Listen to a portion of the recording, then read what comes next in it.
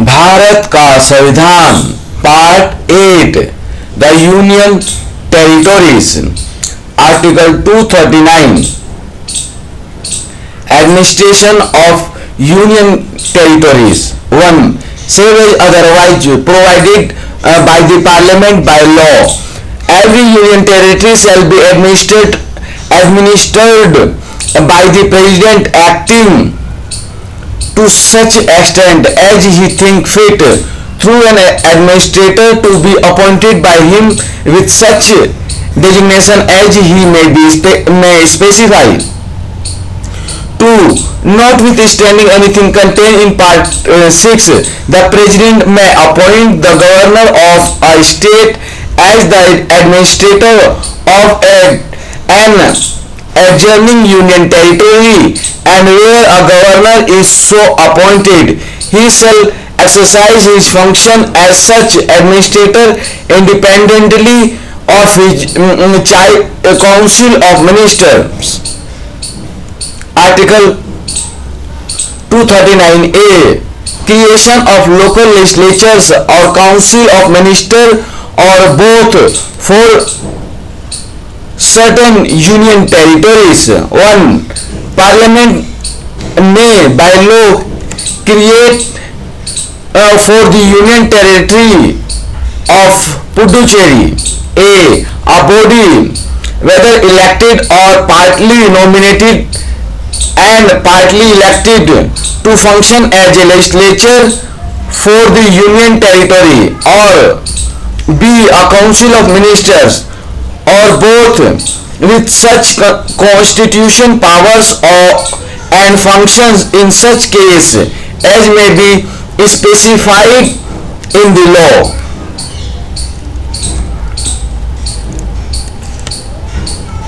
2. Any such law as is referred to in clause A shall not be deemed to be an amendment of this constitution for the purpose of article 368, notwithstanding that it contains any provisions which amends or has the effect of amending this constitution.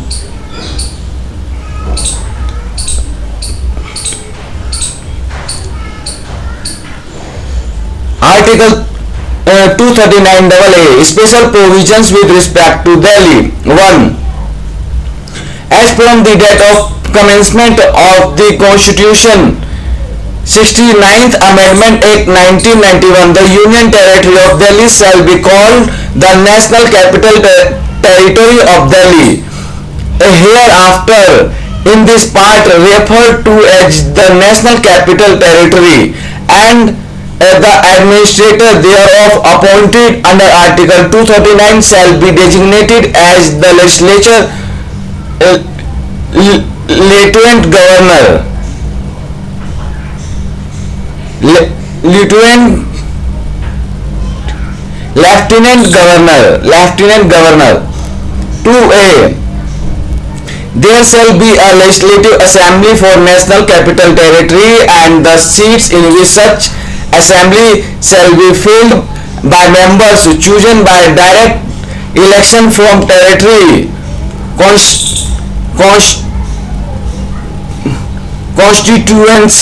constituencies in the National Capital Territory. B. The total number of seats in the Legislative Assembly, the number of seats reserved for scheduled caste, and division of National Capital Territory into territory constituencies, including the basis for such division, and all other matters relating to the functioning of the Legislative Assembly shall be regulated by law made by Parliament. C. The provisions of Articles 324 to 327 and 329 shall apply in relation to the National Capital Territory, the Legislative Assembly of the National Capital Territory and the members thereof, as they apply in relation to a state, the Legislative Assembly of the state and the members thereof respectively, and any reference in Article 326 and 329 to appropriate legislature shall be deemed to be a reference to Parliament.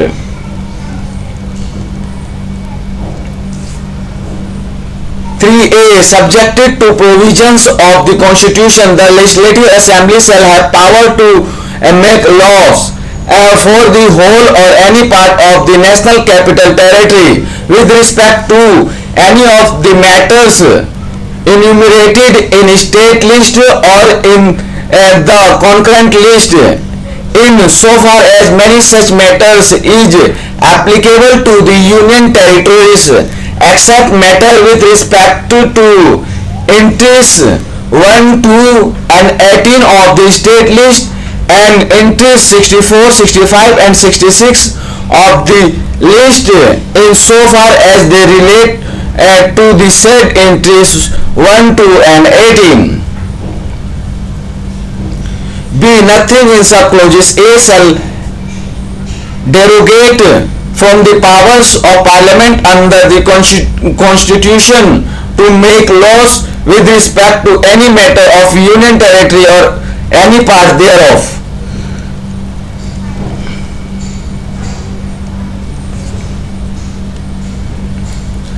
C.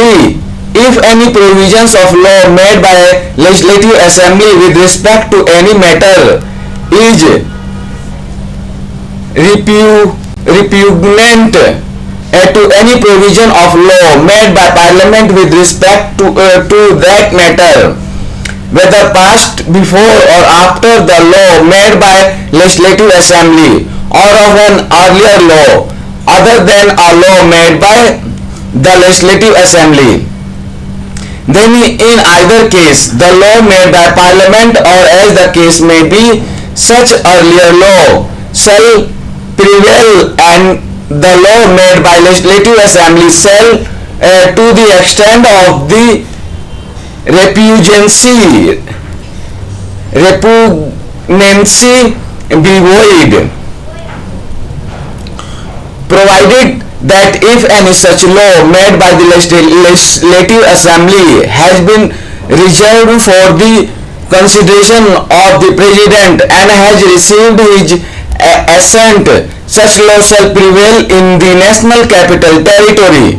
Provided further that nothing in subclause shall prevent Parliament from enacting at any time any law with respect to the same matter, including a law adding to, amending, varying or repealing the law so made by the Legislative Assembly. For there shall be a council of ministers consisting of not more than 10% of the total number of members in the Legislative Assembly, with the Chief Minister at the head to aid and advise the Lieutenant Governor in the exercise of the functions in relation to matter with respect to which the Legislative Assembly has power to make laws, except in so far as he is by or under any law required to act in his discretion.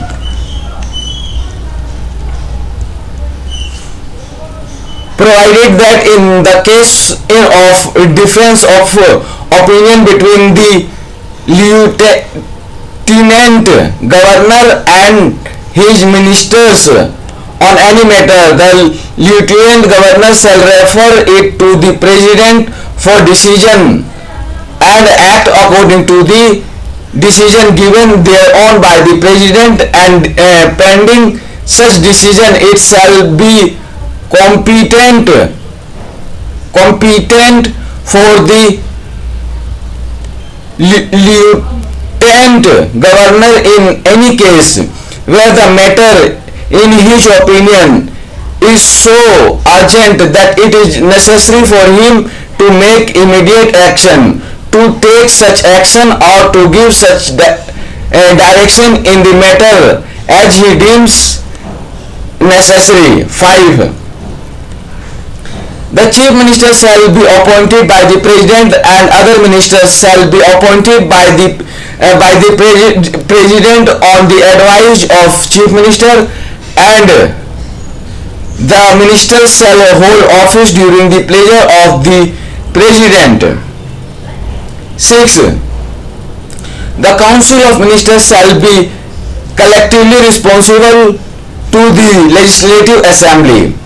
7a. Parliament may by law make provisions for giving effect to or supplementing the provisions contained in the foregoing clauses, and for all matters incidental or consequential thereto. B. Any such law as is referred to in sub-clauses A shall not be deemed to be an amendment of this constitution for the purpose of Article 368, notwithstanding that it contains any provisions which amends or has the effect of amending the constitution. 8. The provisions of the Article 239b shall, so far as may be, apply in relation to the National Capital Territory, the Lieutenant Governor and the Legislative Assembly, as apply in relation to the Union Territory of Puducherry and administer and its legislature respectively. Administrator and its legislature respectively, and any reference in that article to clauses 1 of Article 239a shall be deemed to be a reference to this article or Article 239ab, as the case may be. 239ab. Provisions in case of failure of constitutional machinery. If the president, on receipt of a report from the lieutenant governor or otherwise, is satisfied a that a situation has arisen in which the administration of the National Capital Territory cannot be carried on in accordance with the provisions of Article 239AA or of any law made in pursuance of that article, or B. That for the purpose administration of the National Capital Territory it is necessary or expedient so to do. The President may by order suspend the operation of any provision of Article 239AA or of all or any of the provisions of any law made in pursuance of that article for such period and subjected to such conditions as may be specified in such law, and make such incidental and consequential provisions as may be appear to him to be necessary or expedient for administrating the National Capital Territory in accordance with the provisions of Article 239 and Article 239AA.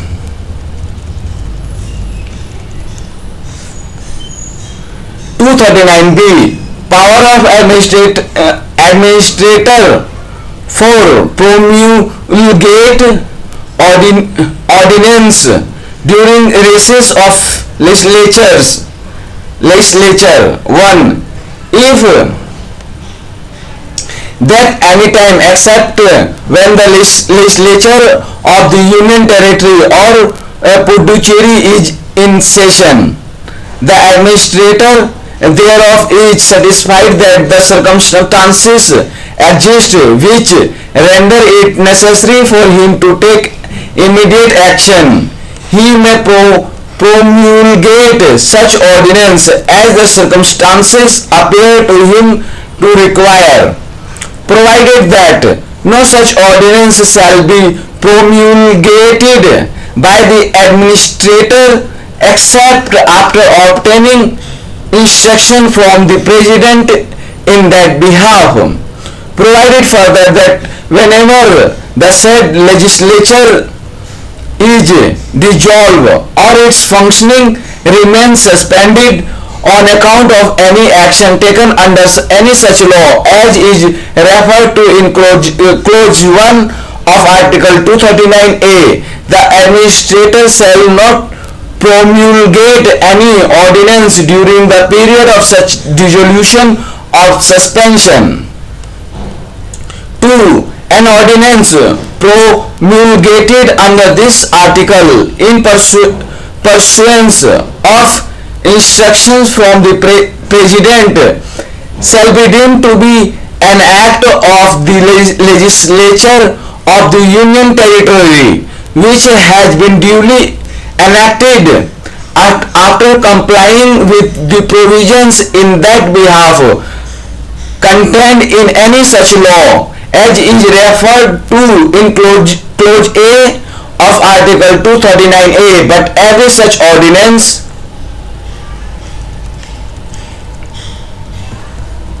A shall be laid before the legislature of the Union Territory and shall case to operate at the expiration of 6 weeks from the reassembly of the legislature, or if before the expiration of that period a resolution disapproving it is passed by the legislature. Upon the passing of resolution, and B may be withdrawn at any time by the administrator after obtaining instruction from the president in that behalf. 3. If and so far as an ordinance under this article makes any provision which would not be valid if enacted in act of the legislature of the Union Territory made after complying with the provisions in that behalf contained in any such law as is referred to in clause 1 of article 239A, it shall be void.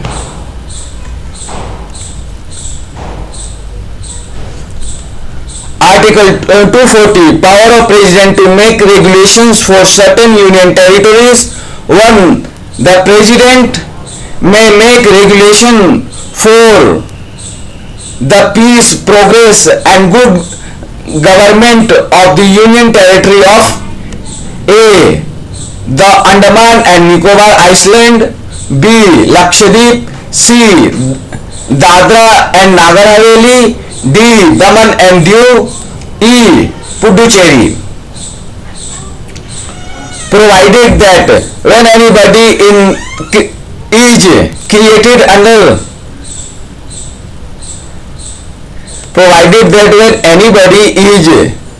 created under Article 239A function as legislature for the Union Territory of Puducherry, the President shall not make any regulation for the peace, progress and good government of the Union Territory with effect from the date appointed for the first meeting of the legislature.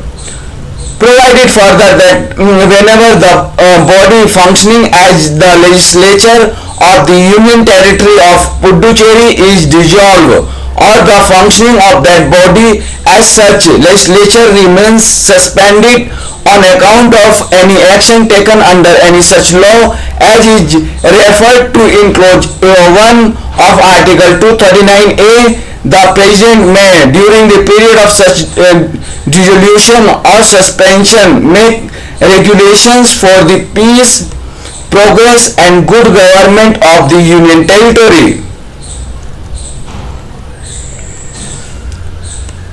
2. Any regulation so made may repeal or amend any act made by Parliament or any other law which is for the time being applicable to the Union Territory, and when promulgated promulgated by the President shall have the same force and effect as an act of Parliament which applies to that territory.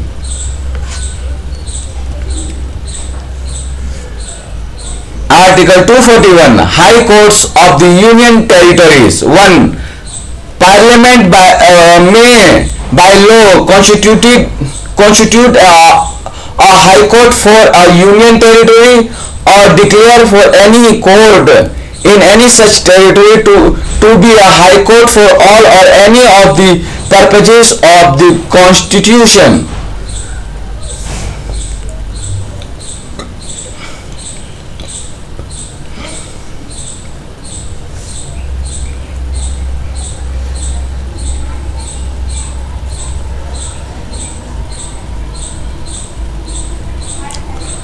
2. The provisions of Chapter 5 and Parts 6 shall apply in relation to every High Court referred to in Clause 1 as they apply in relation to High Court referred to in Article 214, subject to such modifications or exceptions as Parliament may by law provide. 3. Subject to the provisions of the Constitution and to provisions of any law of the appropriate legislature made by virtue of powers conferred on the legislature by or under this Constitution. Every High Court exercising jurisdiction immediately before the commencement of the Constitution. 7th Amendment Act 1956 in relation to an union territory shall continue to exercise such jurisdiction in relation to that territory after such commencement. For nothing in this article derogates from the power of Parliament to extend or exclude the jurisdiction of a High Court for a state to or from any union territory or part thereof. Article 242. Corg. Reap. By the Constitution, 7th Amendment Act 1956, Section 29 and SCH.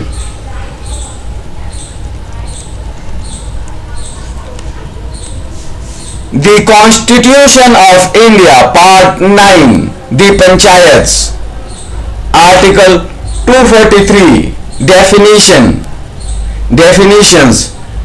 In this part, unless the context otherwise requires: A. District means a district in a state. B. Gram Sabha means a body consisting of a person registered in the electoral roll relating to a village comprised within the area of panchayat at the village level.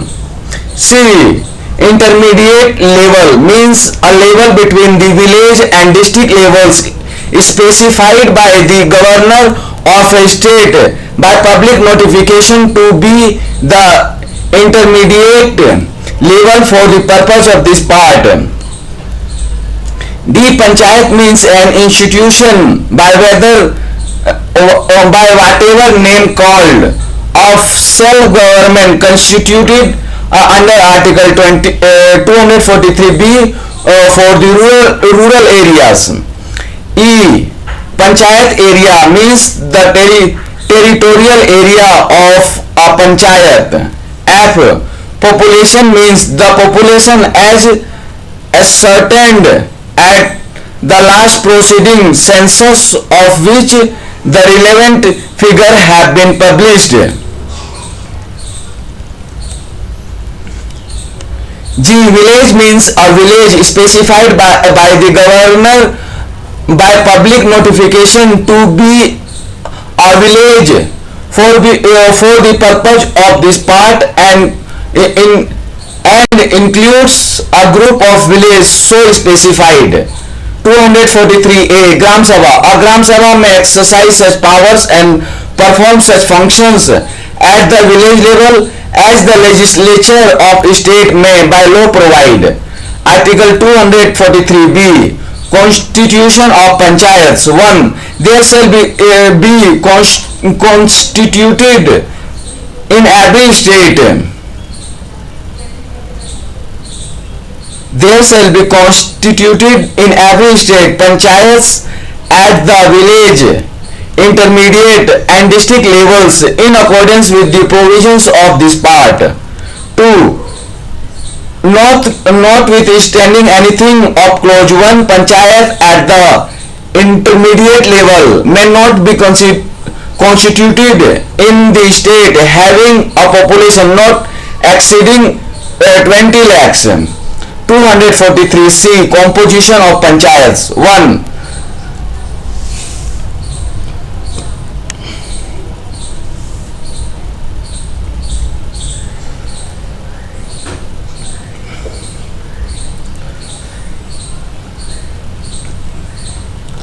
Subject to the provisions of the part, the legislature of a state may by law make provisions with respect to the composition of panchayats, provided that the ratio between the population of the territorial area of panchayat at any level and the number of seats in such panchayat to be filled by the election shall, so far as prescribable by the same throughout the state.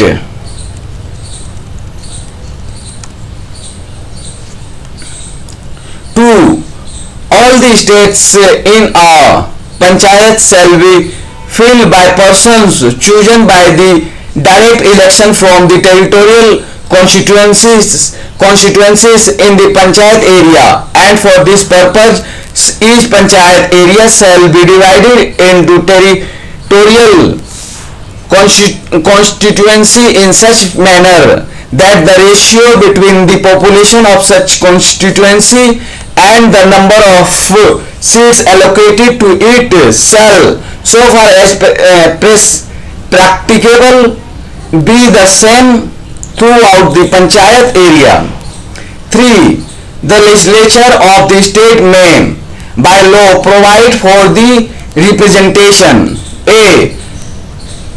of the chairperson of the panchayat at village level, in the panchayats at the intermediate level, or in the case of the state not having panchayats at the intermediate level, in the panchayats at the district level. B.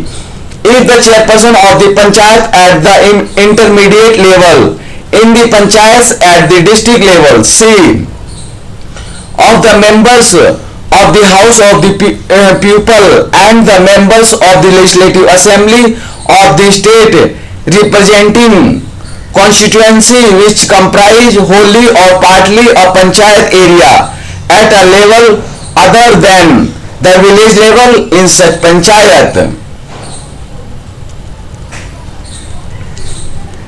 D. Of the members of the Council of States and the members of the Legislative Council of the state where they are registered as electors within 1. A panchayat area at the intermediate level in panchayat at the intermediate level. 2. A panchayat area at the district level in panchayat at the district level. 4. The chairperson of a panchayat and other members of a panchayat, whether or not chosen by direct election from a territorial constituency in panchayat area, shall have the right to vote in the meetings of the panchayats. 5. The chairperson of a panchayat at the village level shall be elected in such manner as the legislature of a state may by law provide, and B. A panchayat at the intermediate level or district level shall be elected by and from amongst that elected members thereof. 243D Reservation of seats. 1. Seats shall be referred for A. the scheduled caste, and B, the scheduled tribes in every panchayat, and the number of seats so reserved shall bear as nearly as may be the same proportion to the total number of seats to be filled by a direct election in that panchayat as the population of the scheduled caste.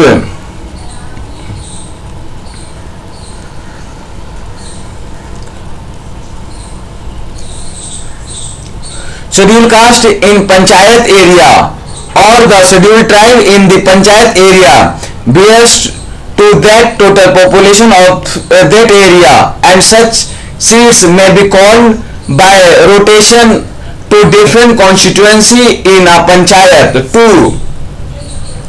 Not less than one third of the total number of seats reserved under clause 1 shall be reserved for women belonging to scheduled caste or as the case may be scheduled tribes. 3. Not less than one third, including the number of seats reserved for the women belonging to the scheduled caste and the scheduled tribes, of the total number of seats to be filled by direct election in every panchayat shall be reserved for women, and such seat may be allotted by rotation to different constituency in a panchayat. 4.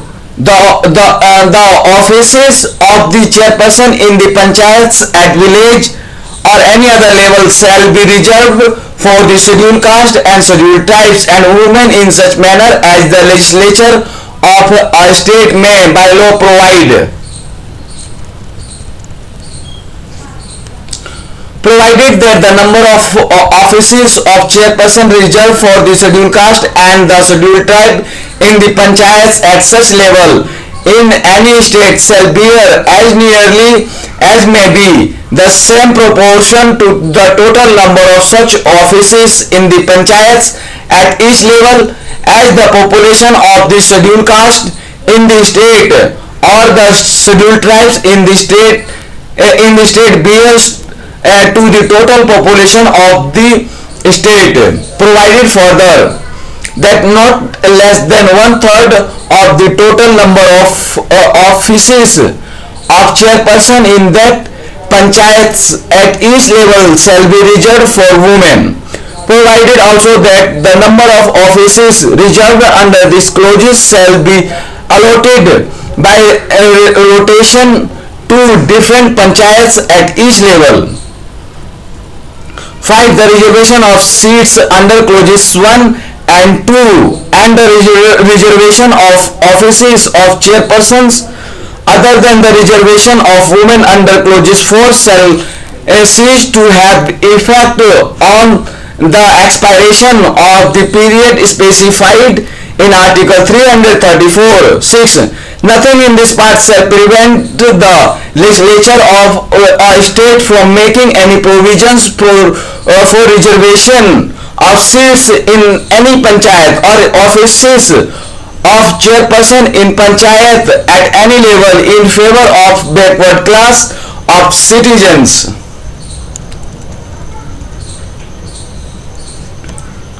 243E. Duration of panchayat etc. 1. Every panchayat unless sooner dissolved under any law for the time being in force shall continue for 5 years from the date appointed for its first meeting and no longer. 2. No amendment of any law for the time being in force shall have the effect of causing dissolution of a panchayat at any level which is functioning immediately before such amendment till the expiration of its duration is specified in clauses 1. 3. An election to constitute a panchayat shall be completed A. Before the expiry of its duration is specified in clause 1. B. Before the expiration of period of 6 months from the date of its dissolution. provided that where the remainder of the period for which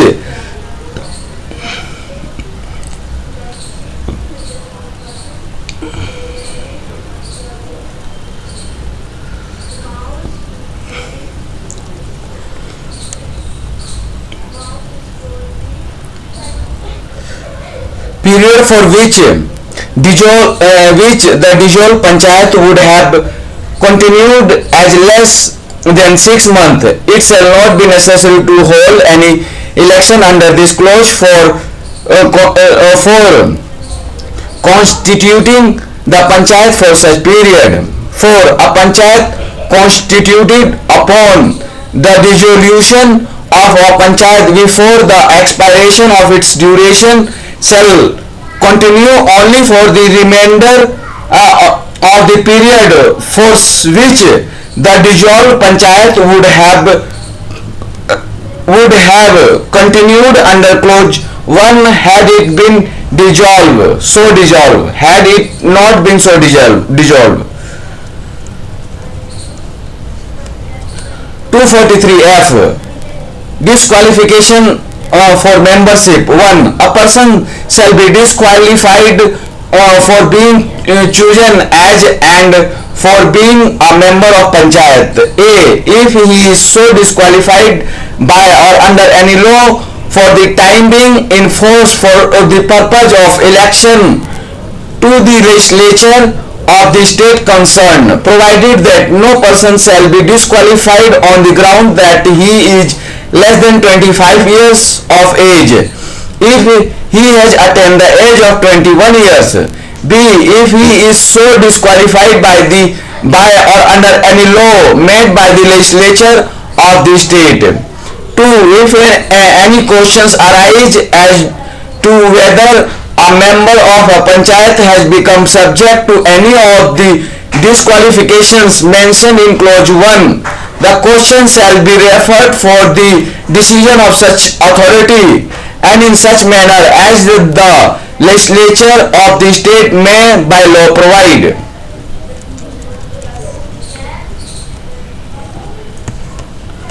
243G. Powers, authority and responsibility of panchayat.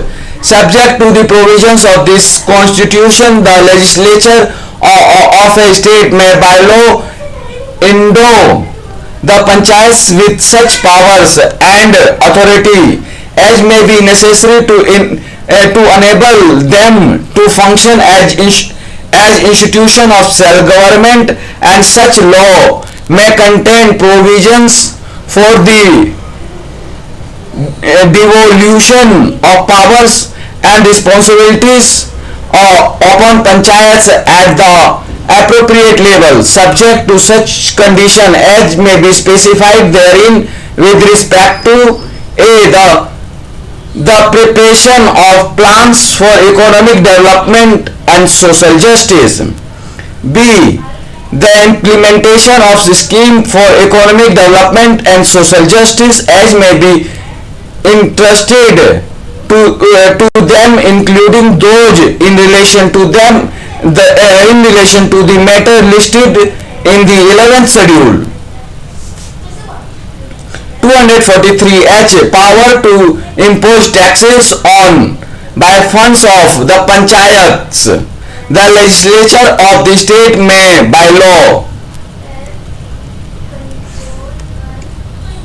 A. Authorize a panchayat to levy, collect and appropriate such taxes, duties, tolls and fees in accordance with such procedure and subject to such limits. B. Assign to panchayats such taxes, duties, tolls and fees levied and collected by the state government for such purpose and subject to such condition and limits. C. Provide for making such grant in aid to the panchayat from the consolidated fund of the state, and D. Provide for constitution of such funds for crediting all monies received respectively by or on behalf of panchayats, and also for the withdrawal of such monies therefrom, as may be specified in law.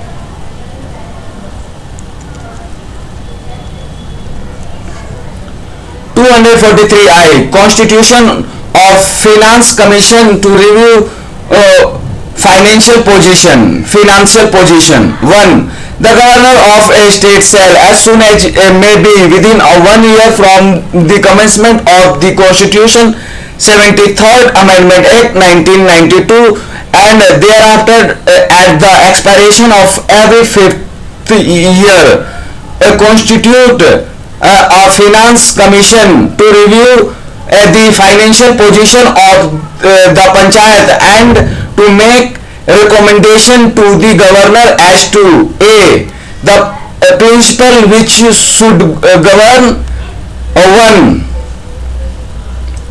The distribution between the state and the panchayats of the net proceed of the taxes, duties, tolls and fees leviable by the state, which may be divided between them under this part, and the collection between the panchayats at the level of their respective shares of such proceeds. 2. The determination of taxes, duties, tolls and fees which may be assigned to or appropriated by the panchayats. 3. The grants in aid to the panchayats from the consolidated fund of the state. B.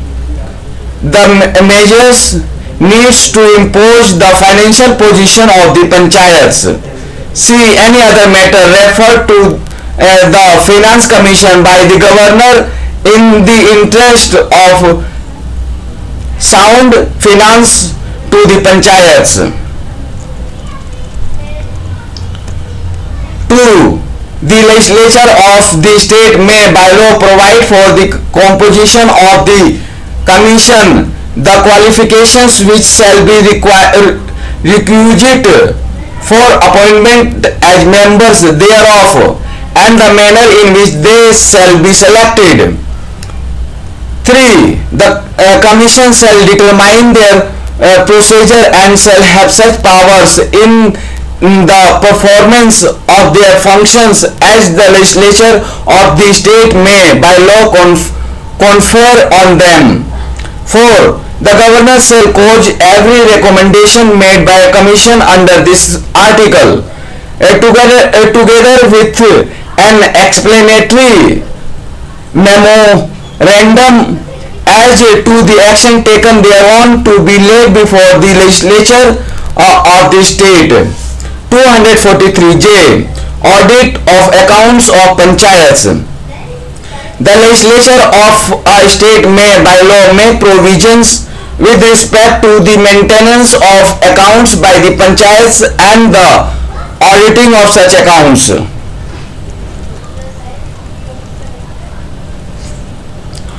243K. Election to the panchayats. 1. The superintendent's direction and control of the preparation of election rolls.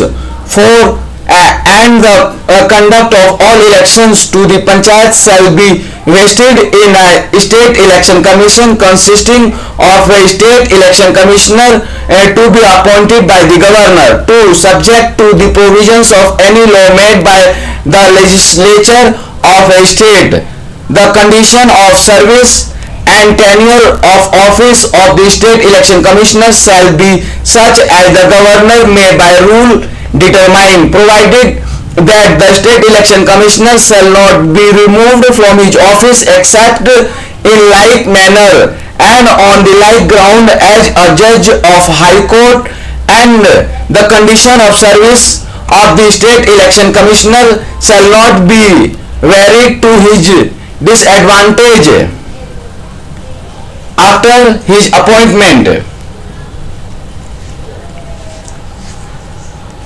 3. The governor of a state shall, when so required by the state election commission, make available to the state election commission such staff as may be necessary for the discharge of the functions conferred on the State Election Commission by the clauses 1.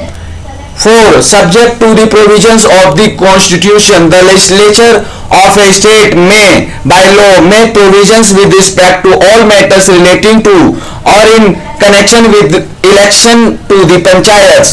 Article 243L. Application to Union Territories. The provisions of this part shall apply to the Union Territories and shall in their application to the Union Territory have effect as if the reference to the Governor of State were reference to the Administrator of the Union Territory appointed under Article 239 and reference to the legislature of the Legislative Assembly of a state were references in relation to the Union Territory having Legislative Assembly to that Legislative Assembly, provided that the President may by public notification direct that the provisions of this part shall apply to any Union Territory or part thereof, subject to such exceptions and modifications as he may specify in the notification.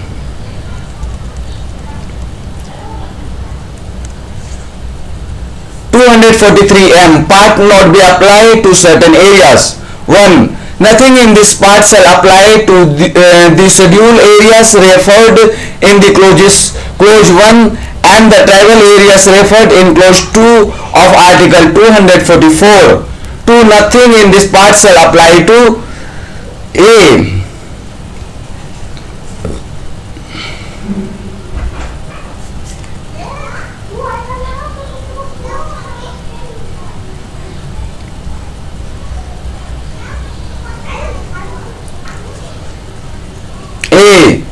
The states of Nagaland, Meghalaya and Mizoram. B.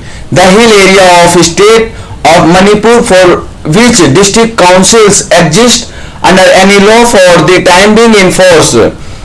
Nothing in this part A relating to panchayats at the district level shall apply to the hill areas of the district of Darjeeling in the state of West Bengal or which Darjeeling Gorkha Hill Council exists under any law for the time being in force. B. Shall be construed to effect the functions and powers of the Darjeeling Gorkha Hill Council constituted under such law.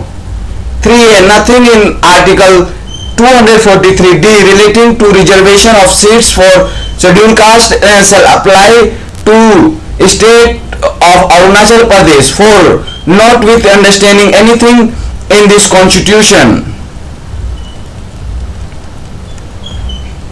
A.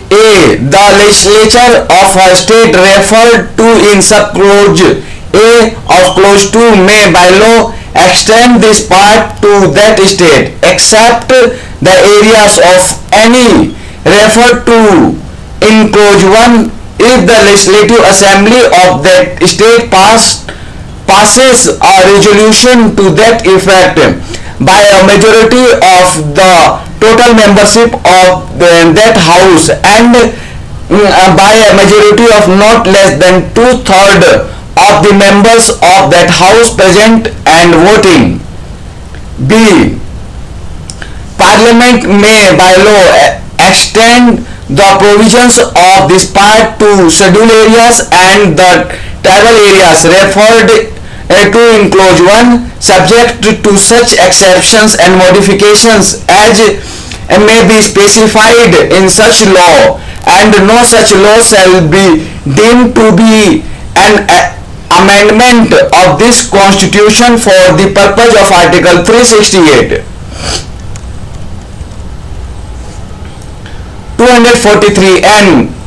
Continuance of existing laws and panchayats. Not with Notwithstanding anything in this part, any provisions of any law relating to panchayats in force of state immediately before the commencement of the Constitution as 73rd Amendment Act 1992, which is inconsistent with the provisions of this part, shall continue to be in force until amended or repealed by the competent legislature or other competent authority, or until the expiration of 1 year from such commencement, whichever is earlier. Provided that all the panchayats existing immediately before such commencement shall continue till the expiration of their duration, unless sooner dissolved by the resolution passed to that effect by the legislative assembly of that state, or in the case of state having legislative council by each house of the legislature of that state. 243O, bar to interference by courts in electoral matter, notwithstanding anything in this constitution. A. The validity of any law relating to the delimitation of constituencies, of the allotment of seats to such constituencies made or purporting to be made under Article 243K shall not be called in questions in any court. B. No election to any panchayat shall be called in questions except by the election petition presented to such authority and in such manner as is provided for by or under any law made by the legislature of a state.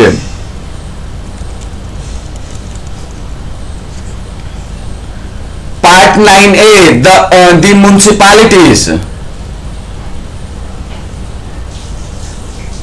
The Constitution of India, Part 9A, the municipalities. Article 243P, definition. In this part, unless the context otherwise requires, A. Committee means a committee constituted under Article 243S. B. District means a district in state. C. Metropolitan area means an area having a population of 10 lakhs or more, comprised in one or more district and consisting of two or more municipalities or panchayats or other contingencies areas specified by the governor by public notification to be a metropolitan area for the purposes of this part. D. Municipal area means the territorial area of a municipality as is notified by the governor. E. Municipality means an institution of self-government constituted under Article 243Q. F. Panchayat means a panchayat constituted under Article 243B. G.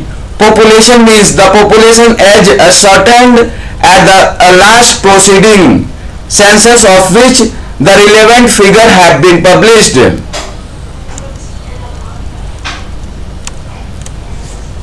243Q, Constitution of Municipalities. 1. There shall be constituted in every state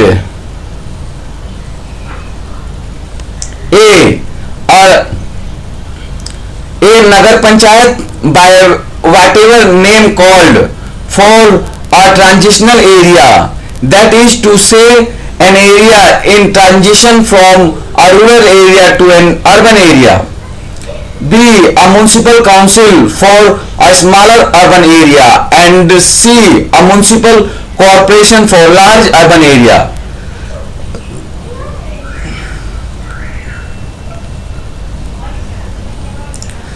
In accordance with the provisions of this part, provided that A municipality under this clause may not be constituted in such urban area or part thereof, as the governor may, having regard to size of the area and the municipal services being provided or proposed to be provided by an industrial establishment in that area, and such other factors as he may deem fit by public notification, specify to be an industrial township.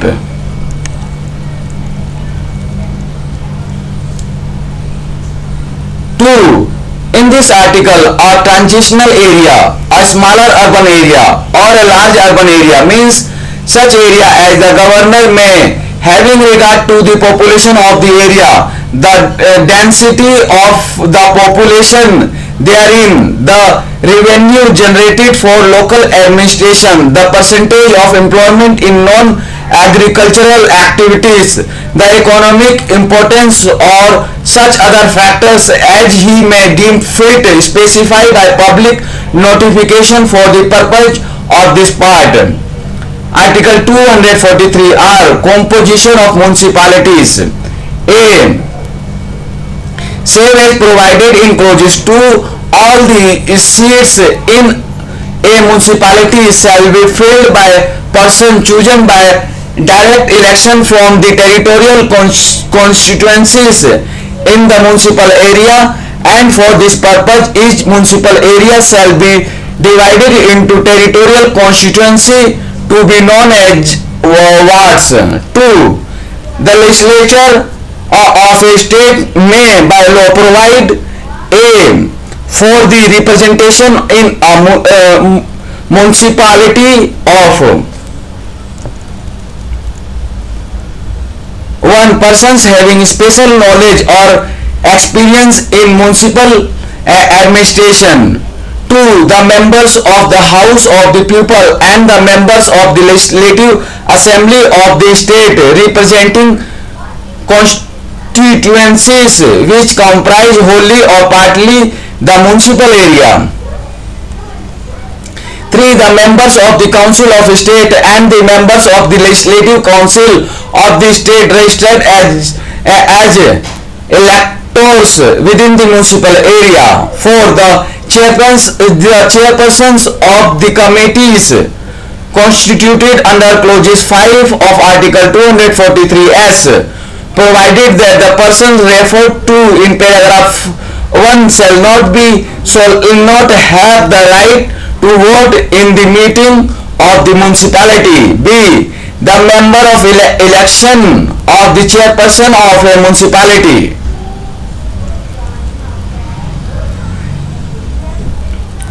243S. Constitution and composition of wards, committees, etc. 1.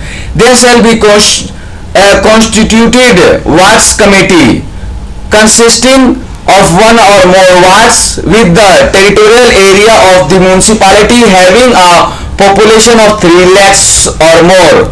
2. The legislature of the state may by law make provisions with respect to a. The composition and the territorial area of a wards committee. B. The manner in which the seats in a wards committee shall be filled. 3. A member of a municipality representing a ward with the territorial area of the wards committee shall be a member of the committee. 4. Area of ward committee consists of a. One ward, the member representing that ward in the municipality, or B.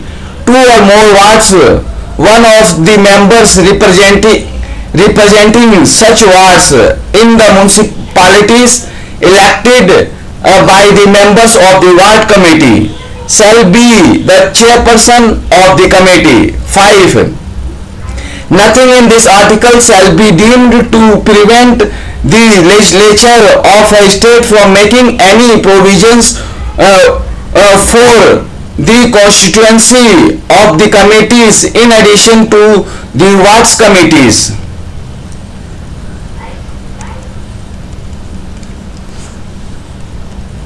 243T reservation of seats. 1.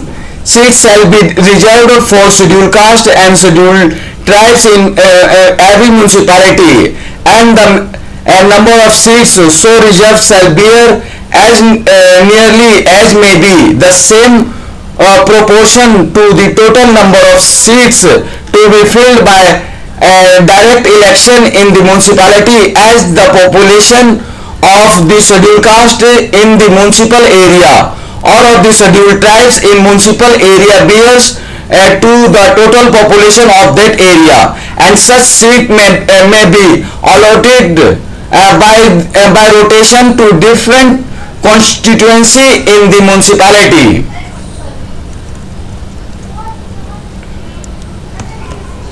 2. Not less than one-third of the total number of seats reserved under clauses 1 shall be reserved for women belonging to the scheduled caste or, as the case may be, the scheduled tribes. 3. Not less than one-third, including the number of seats reserved for women belonging to the scheduled caste and scheduled tribes of the total number of seats to be filled by a direct election in every municipality shall be reserved for women, and such seat may be allotted by rotation to different constituency in the municipality. For the offices of chairperson in the municipalities shall be reserved for scheduled caste, the scheduled tribes and women in such manner as the legislature of a state may by law provide. 5.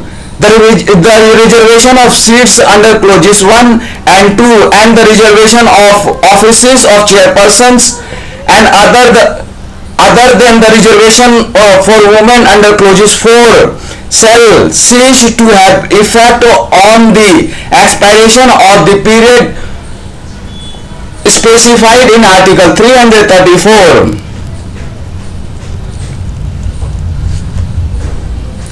6. Nothing in this part shall prevent the legislature of the state from making any provisions of reservation of seats in any municipality or offices of chairpersons in the municipalities in favor of backward class of citizens.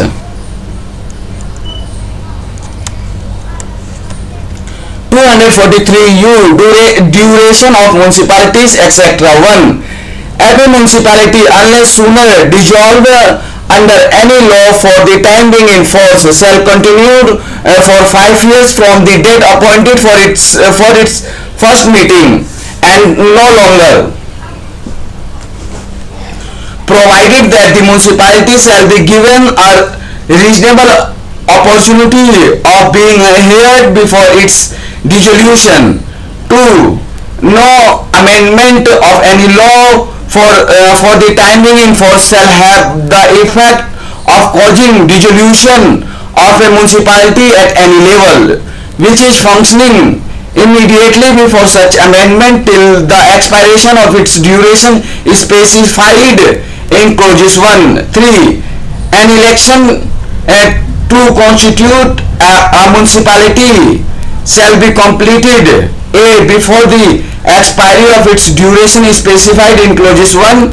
B. Before the expiration of period of 6 months from the date of its dissolution. Provided that where the remainder of the period for which the dissolved municipality would have constituted is less than 6 months, it shall not be necessary to hold any election under this clause for constituting the municipality for such period. 4. A municipality constituted upon the dissolution of a municipality before the expiration of its duration shall continue only for the remainder of the period for which the dissolved municipality would have continued under clause 1 and it not so dissolved. 243V. Disqualification for membership.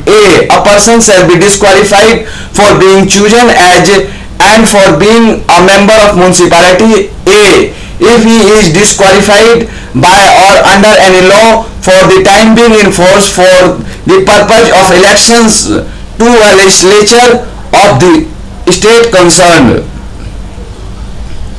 provided that no person shall be disqualified on the ground that he is less than 25 years of age if he has attained the age of 21 years. B. If he is so disqualified by or under any law made by the legislature of the state. 2. If any questions arises as to whether a member of a municipality has become a subject to any of the disqualifications mentioned in clause 1, the question shall be referred for the decision of such authority and in such manner as the legislature of a state may by law provide.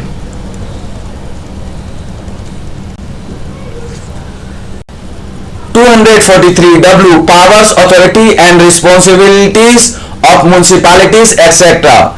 Subject to the provisions of the Constitution, the legislature of a state may by law endow A. the municipalities with such powers and authority as may be necessary to enable them to function as institution of self-government, and such law may certain provisions for the devolution of powers and responsibilities upon municipalities subject to such condition as may be specified therein with respect to 1. The preparation of plans for economic development and special justice. 2. The performance of functions and the implementation of schemes as may be entrusted to them, including those in relation to the matters listed in 12th schedule. B. The committees with such powers and authority as may be necessary to enable them to carry out the responsibility conferred upon them, including those in relation to the matter listed in the 12th schedule. 243X. Power to impose taxes by and funds of the municipalities. The legislature of a state may by law A. authorize a municipality to levy, collect and appropriate such taxes, duties, tolls and fees in accordance with such procedure and subject to such limits. B. Assign to municipality such taxes, duties, tolls and fees levied and collected by the state government for such purpose and subject to such condition and limits. C. Provided for making such grants in aid to the municipalities from the consolidated fund of the state. And D. Provided for constitution of such funds for crediting all monies received respectively by or on behalf of municipalities, and also for the withdrawal of such monies therefrom as may be specified in the law.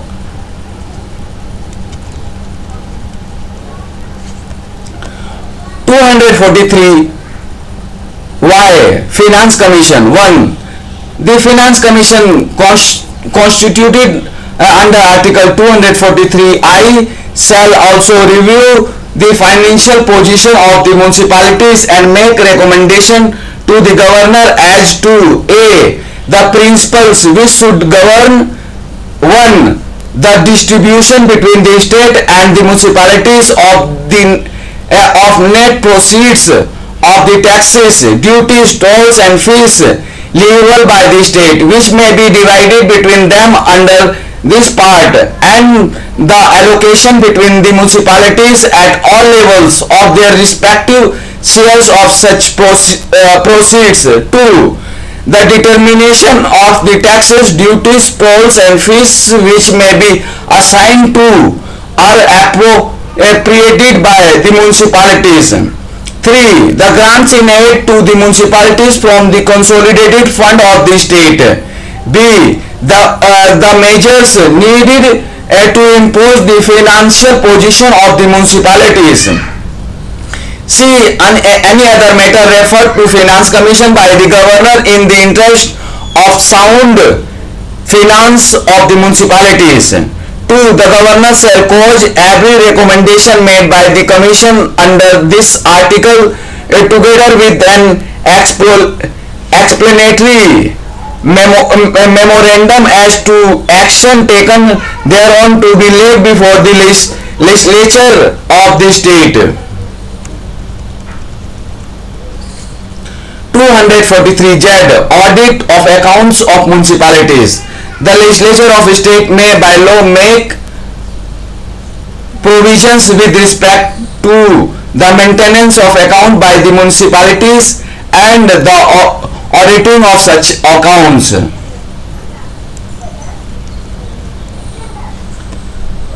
243ZA. Elections to the municipalities. 1.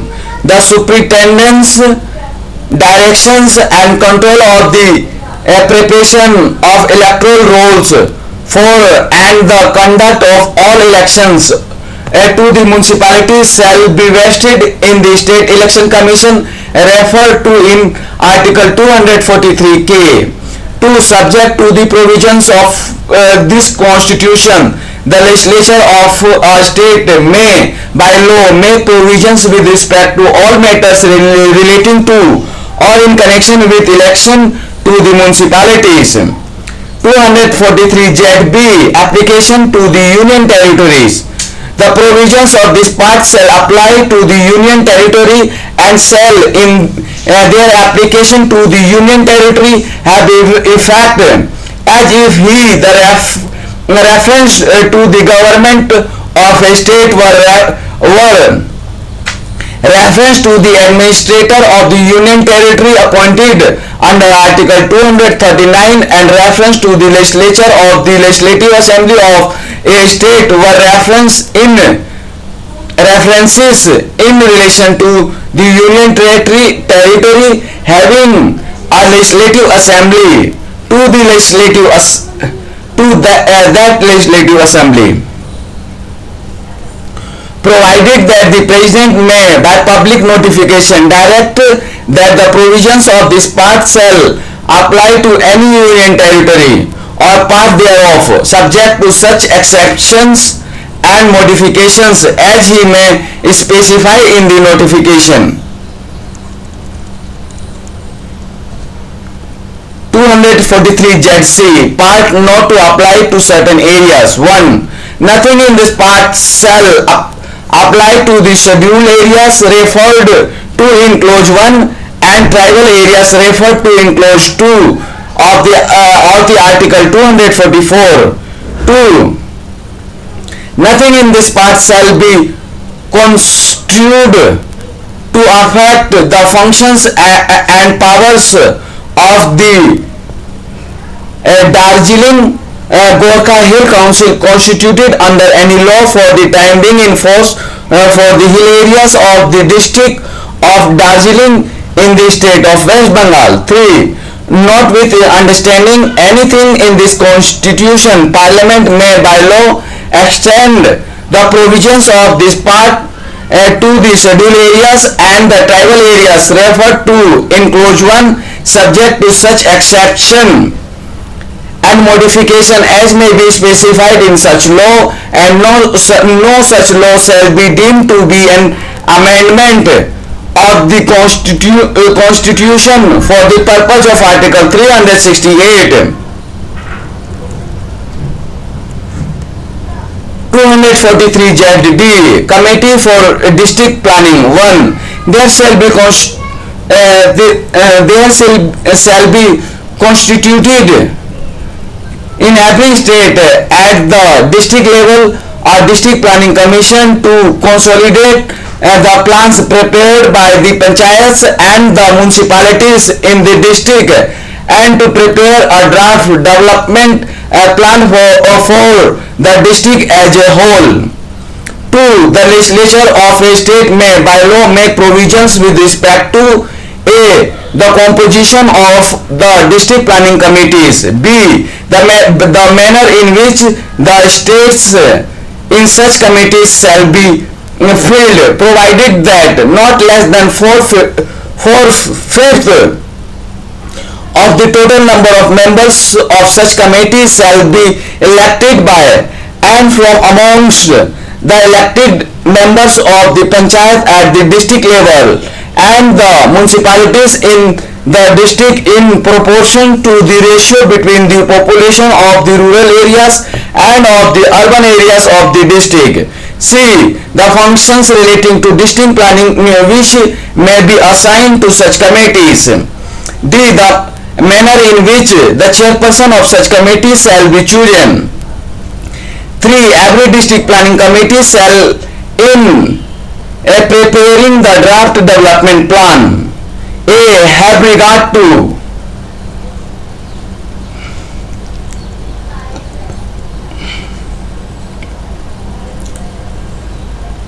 1.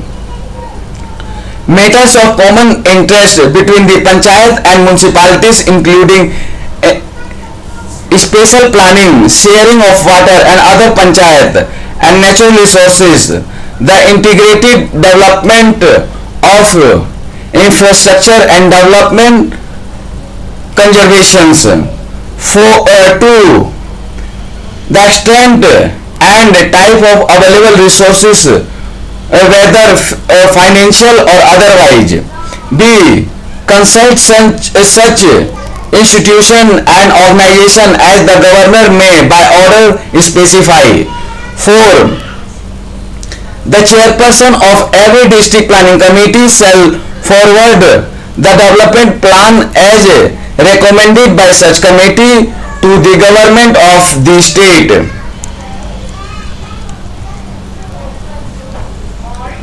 243 ZE Committee for Metropolitan Planning. 1. There shall be be constituted in every metropolitan area a metropolitan planning committee to prepare a draft development plan for the metropolitan area as a whole. 2.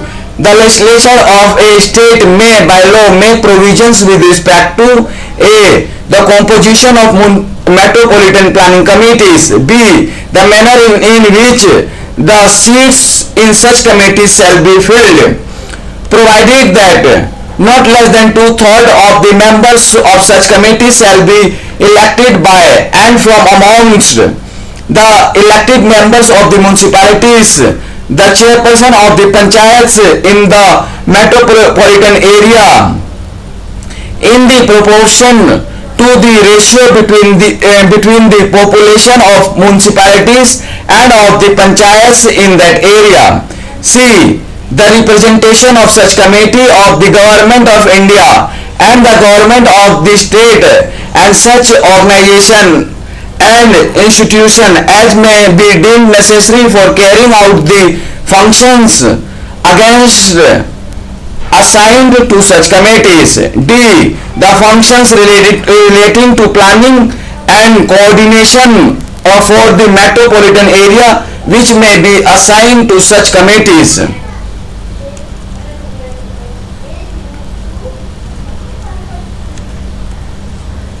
E. The manner in which the chairperson of such committee shall be chosen.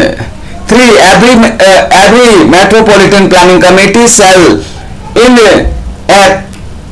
preparing the draft development plan A. Having regard to 1. The plans prepared by the municipalities and the panchayats in the metropolitan area. 2. Matters of common interest between the municipalities and the panchayats including coordinated special planning of the area, sharing of water and other special physical and natural resources, the integrated development of infrastructure and environmental conservation. 3. The overall objects and priorities set by the Government of India and the government of the state.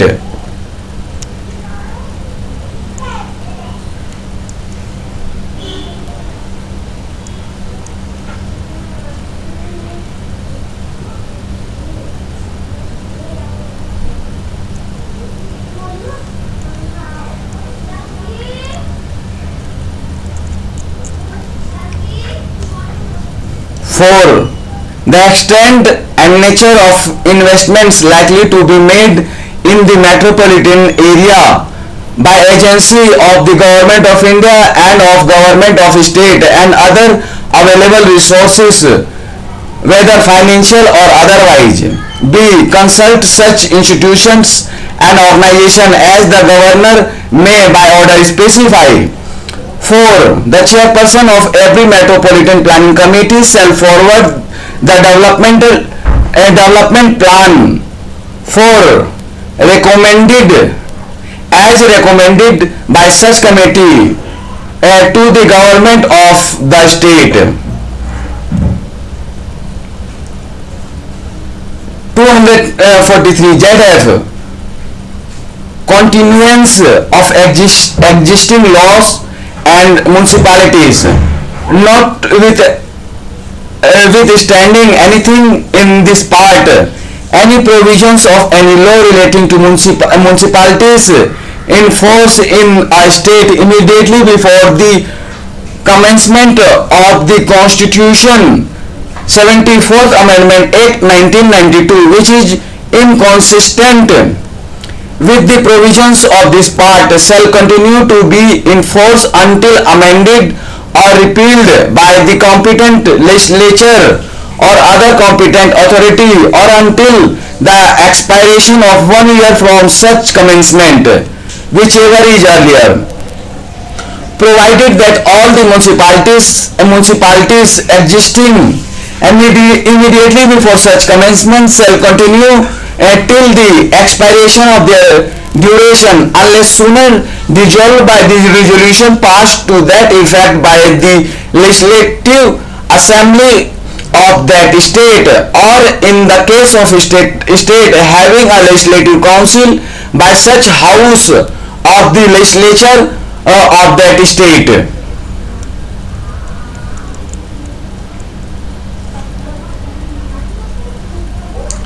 243 ZG.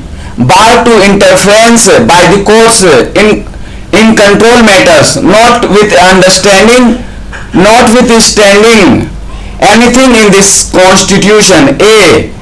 The validity of any law relating to the delimitation of the constituency or the allotment of seat to such constituencies made or purporting to be made under Article 243 ZA shall not be called in questions in any court.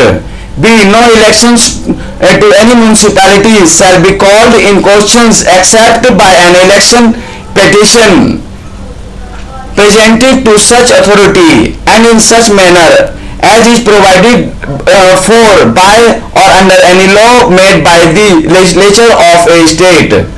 Part 9b. The Constitution of India. Part 9b. The Cooperative Societies. Article 243 ZH. Definitions. In this part, unless the context otherwise requires: A. Authorized person means a person referred to as such as Article 243 ZQ. B. Board means the board of directors of the governing body of a cooperative society by whatever name called, to which the directions and control of the management of the affair of the society is entrusted to. C. Cooperative society means a society registered or deemed to be registered under any law relating to cooperative societies for the time being in force in any states. The multi-state cooperative society means a society with objects not confined to one state and registered or deems to be registered under any law for the time being in force relating to such cooperatives. E. Office bearer means president, vice president, chairperson, vice chairperson, secretary or treasurer of a cooperative society and includes any other person to be elected by the board of any cooperative society.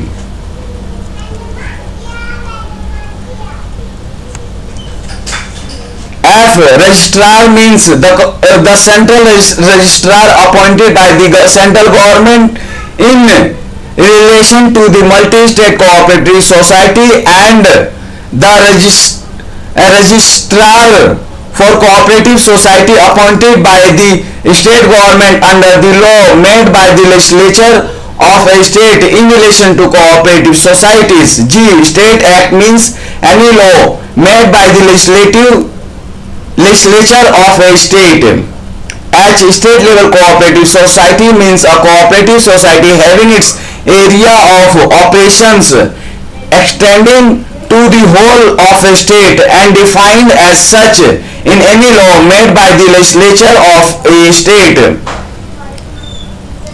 243 ZI. Incorporation of cooperative society. Subject to the provisions of this part, the legislature of a state may by law make provisions with respect to the incorporation regulation and winding up of cooperative society based on the principles of voluntary formation, democratic member control, member economic participation and autonomous functioning. 243 J. Number and terms of members of board and its office bearers. 1. The board shall consist of such number as directors as may be provided by the legislature of a state by law, provided that the maximum number of directors of cooperative society shall not exceed 21.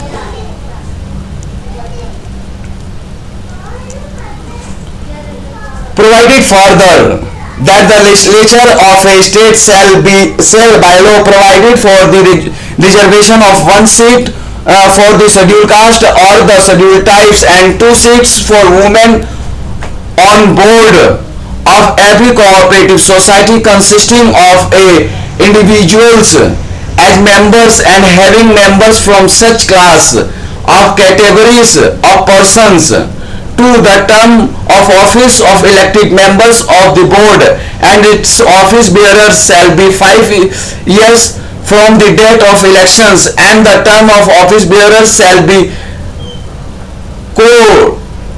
coterminous with the term of the board.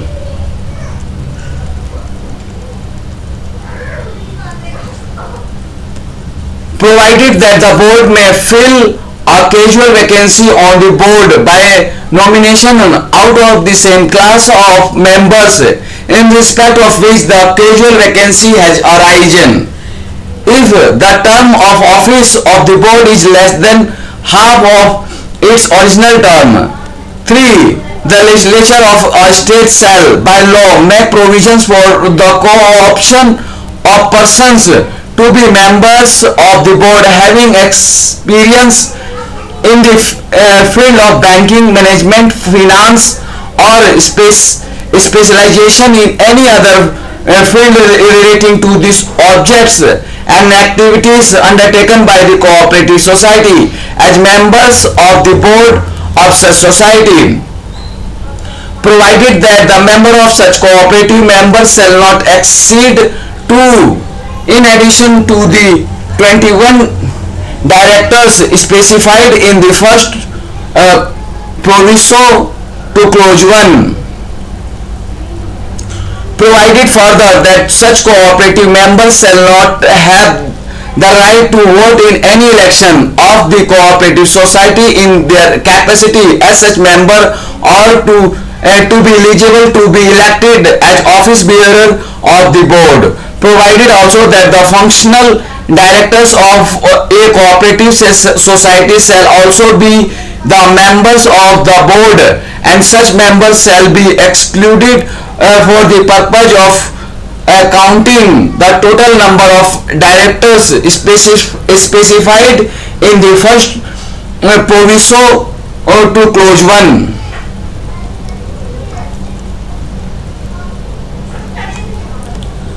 243 ZK election of members of board. 1. Notwithstanding anything contained in any law made by the legislature of a state, the election of the board shall be conducted before the expiry of the term of the board, so as to ensure that the newly elected members of the board assume office immediately on the expiry of the term of the office of members of the outgoing board. 2. Thus, the superintendent's directions and control of the preparation of electoral rolls for and the conduct of all elections to a cooperative society shall rest in such an authority or body as may be provided by the legislature of a state by law. Provided that a legislature of a state may by law provide for the procedure and guidelines for the conduct of such elections.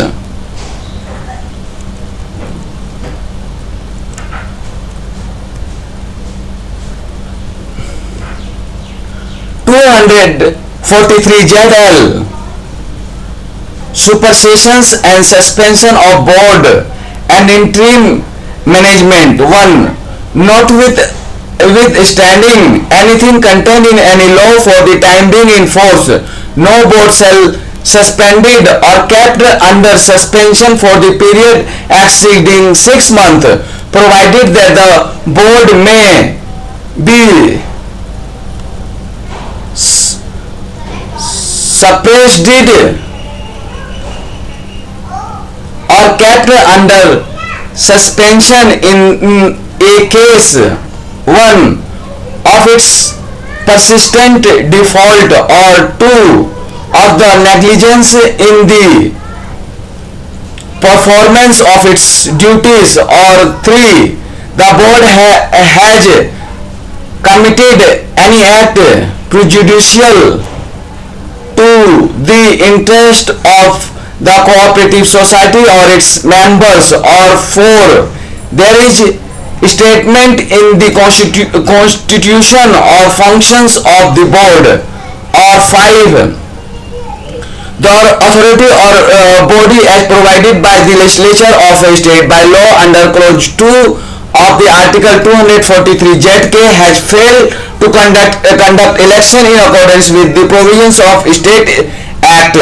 Provided further that the board of any such cooperative society shall not be suspended or kept under suspension where there is no government shareholding or loan or financial assistance or any guarantee by the government. Provided also that in case of a cooperative society carrying on the business of banking, the provisions of the Banking Regulation Act 1949 shall also apply.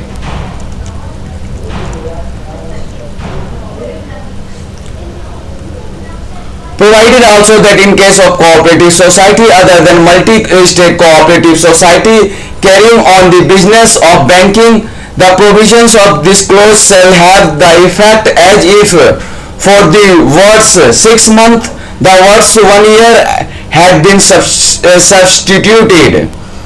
In case of suspension of a board, the administrator appointed to manage the affairs of such cooperative society shall arrange for conduct of elections within the period specified in clause 1 and hand over the management to the elected board. 3. The legislature of a state may by law make provisions for the condition of service of the administrator. 243 ZM audit of accounts of cooperative societies.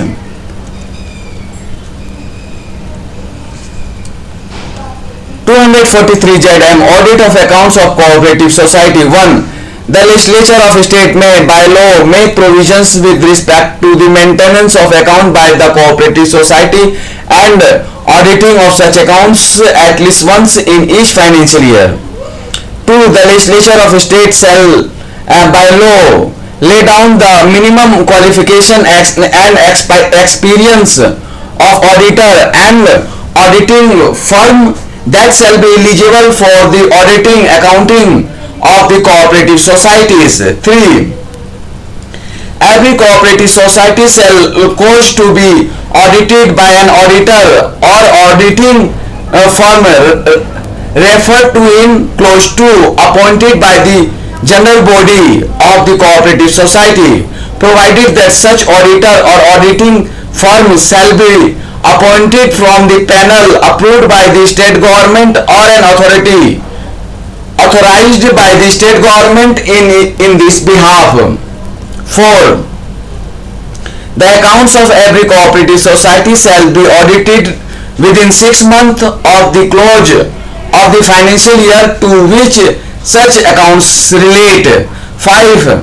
The audit report of the accounts of an apex cooperative society as may be defined by the state act shall be laid before the state legislature in the manner as may be provided by the state legislature by law.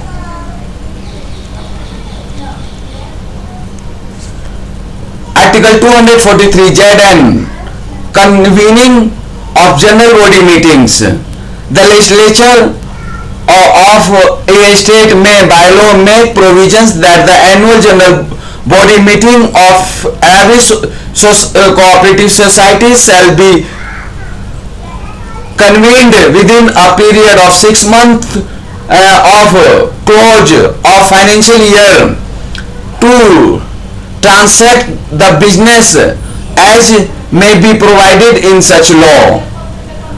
Article 243 ZO Right of members to get information.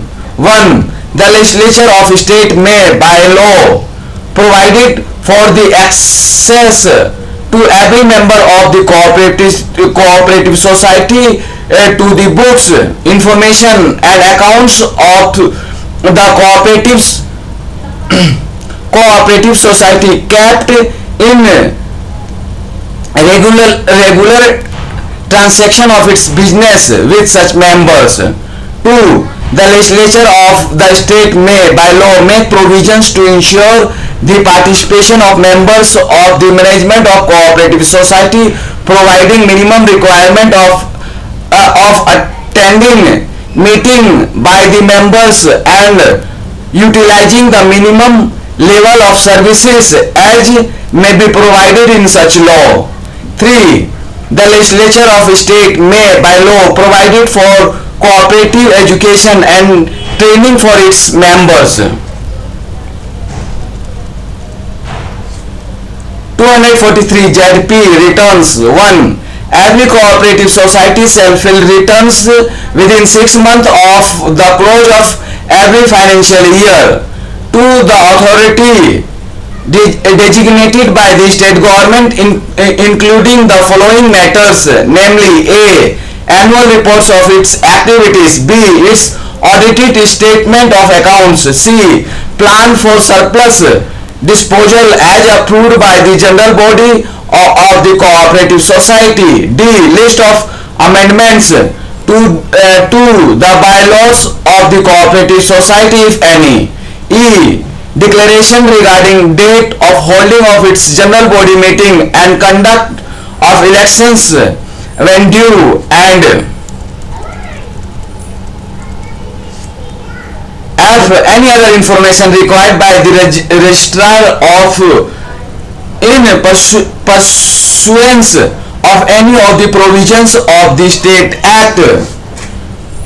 243 ZQ Offences and penalties. 1. The legislature of a state may by law make provisions for the offences relating to cooperative society and penalties for such offences. 2.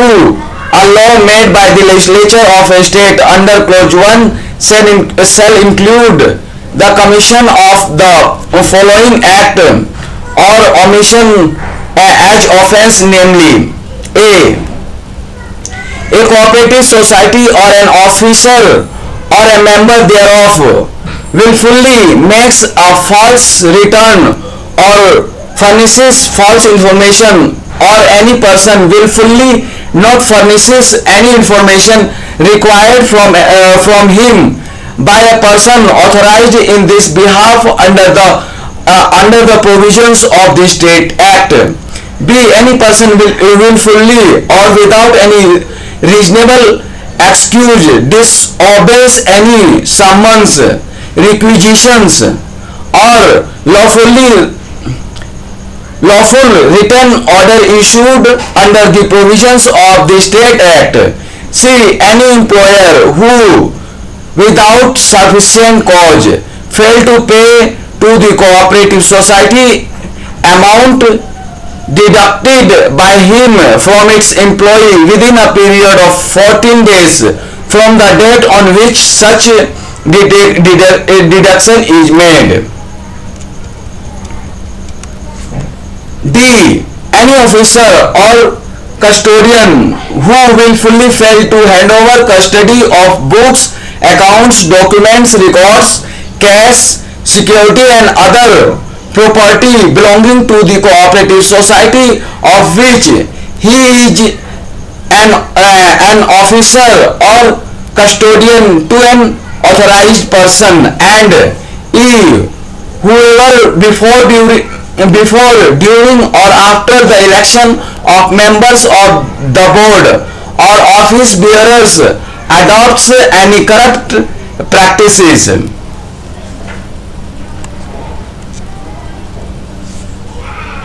243 ZR Application to multi-state cooperative societies.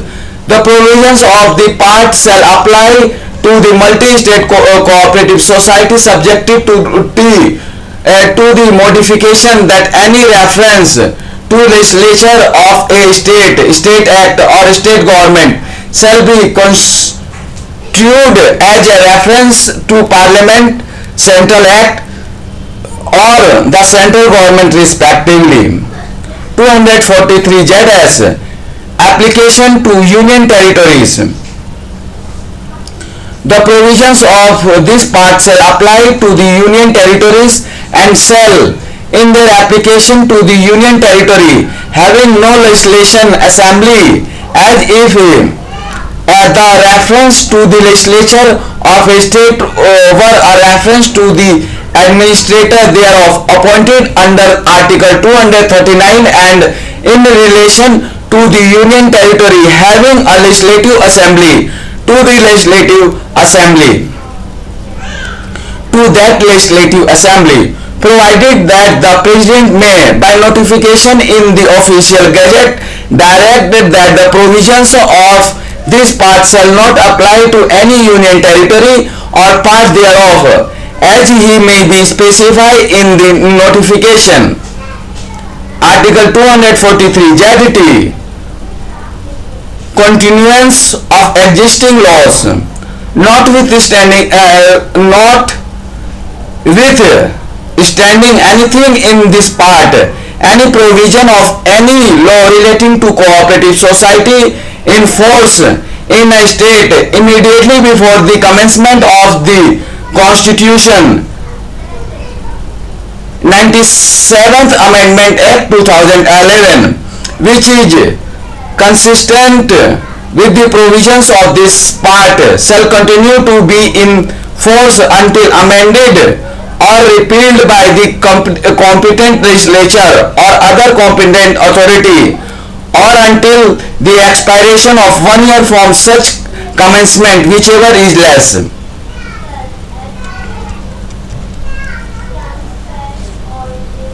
The Constitution of India, Part 10, the Scheduled and Tribal Areas. Article 244, Administration of scheduled areas and tribal areas. 1. The provisions of the fifth schedule shall apply to the administration and control of scheduled areas and scheduled tribes in any state other than the states of Assam, Meghalaya, Tripura and Mizoram. 2.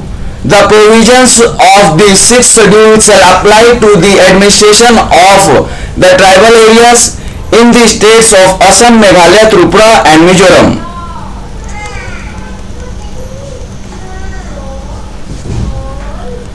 Article 244A. Formation of an autonomous state comprising certain tribal areas in Assam and creation of local legislature or council of ministers or both. Therefore, 1. Notwithstanding anything in this constitution, Parliament may by law form within the state of Assam an autonomous state comprising whether wholly or in part all or any of the tribal areas specified in part 1 of the table appended to paragraph 20 of the 6th schedule and create therefore a body whether elected or partly nominated and partly elected to function as legislature for the autonomous state, or B. a council of ministers or both with such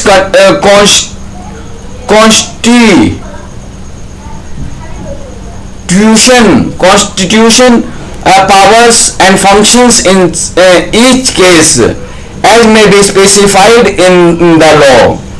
To any such law as is referred to in clause 1 may in particular A.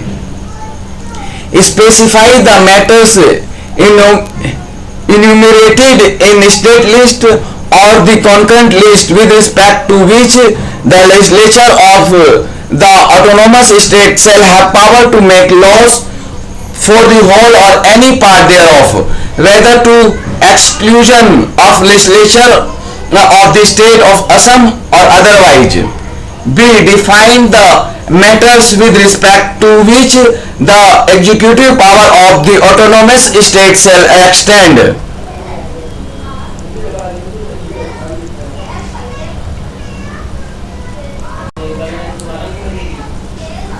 C. Provided that any tax levied by the state of Assam shall be assigned to the autonomous state in so far as the proceeds thereof are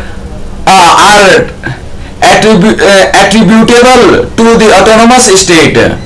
D. Provided that any reference to the state in any article of the constitution shall be construed as including a reference to an autonomous state, and E.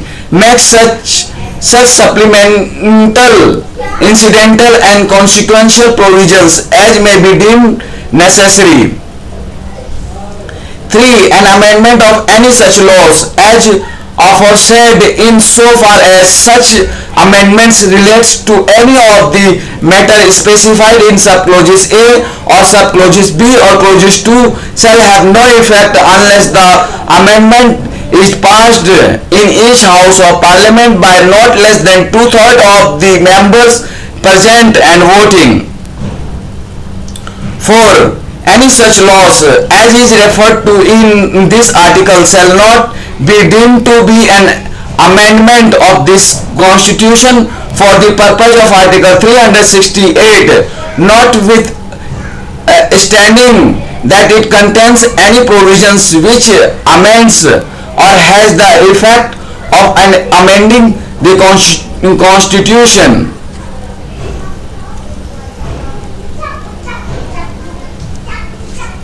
The Constitution of India, Part 11, Relations between the Union and the States, Chapter 1, Legislative Relations, Distribution of Legislative Powers. Article 245 extent of laws made by the Parliament and by the legislature of state. 1. Subject to the provisions of the Constitution, Parliament may make laws for the whole or any part of the territory of India, and the legislature of state may make laws for the whole or any part of the state. 2. No law made by a Parliament shall be deemed to be invalid on the ground that it would have extra territorial operation. Article 246. Subject matter of laws made by the Parliament and by the legislature of states. 1. Notwithstanding anything in clause 2 and 3, Parliament has exclusive power to make laws with respect to any of the matter enumerated in list 1 in the 7th schedule in this constitution referred to as the Union List. 2. Notwithstanding anything in clause 3, Parliament and subject to clause 1, the legislature of any state also have power to make laws with respect to any of the matters enumerated in list 3rd in the 7th schedule in this constitution referred to as the concurrent list. 3. Subject to clauses 1 and 2, the legislature of any state has exclusive power to make laws for such state or any part thereof with respect to any of the matters enumerated in list 2 in the 7th schedule in this constitution referred to as state list. 4. Parliament has power to make laws with respect to any matter for any part of the territory of India not included in a state, notwithstanding that such matter is a matter enumerated in the state list. Article 246 A. Special provisions with respect to goods and services tax. 1. Notwithstanding anything contained in Article 246 and 254, Parliament and subject to clause 2, the legislature of every state have power to make laws with respect to goods and services tax imposed by the Union or by such state. 2. Parliament has exclusive power to make laws with respect to goods and services tax where the supply of goods or of services or both take place in course of interstate trade or commerce. Explanation. The provisions of this article shall in respect of goods and services tax referred to in clause 5 of Article 279A take effect from the date recommended by the Goods and Services Tax Council. 247. Power of Parliament to make 247. Power of Parliament to provide for the establishment of certain additional courts. Notwithstanding anything in this chapter, Parliament may by law provide for the establishment of any additional courts for the better administration of laws made by the Parliament or for any existing laws with respect to a matter enumerated in the Union List. Article 248. Residuary power of legislation. 1. Subject to Article 246, Parliament has exclusive power to make any law with respect to any matter not enumerated in the concurrent list or state list. 2.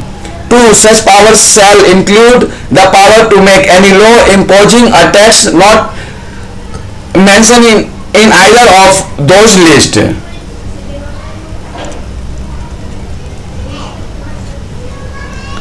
Article 249. Power of Parliament to legislate with respect to a matter in the state list in the national interest. 1.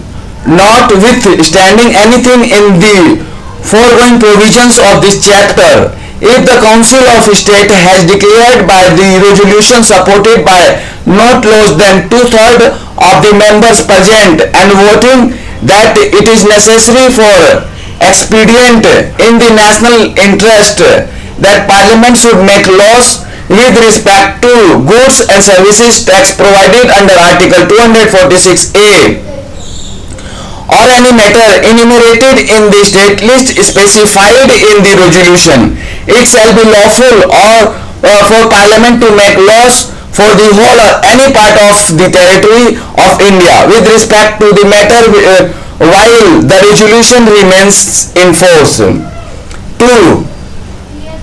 A resolution passed under clauses 1 shall remain in force for such period not exceeding 1 year as may be specified therein, provided that if and so often as a resolution approving to continuance in force of any such resolution is passed in the manner provided in clause 1, such resolution shall continue in force for a further period of 1 year from the date on which under this clause it would otherwise have ceased to be in force. 3. A law made by the Parliament which Parliament would not be for the passing of a resolution under clause A have been competent to make shall to the extent of the incompetency cases to have effect on the expiration of a period of 6 months after the resolution has ceased to be in force except as respects things done or omitted to be done before the expiration of the said period.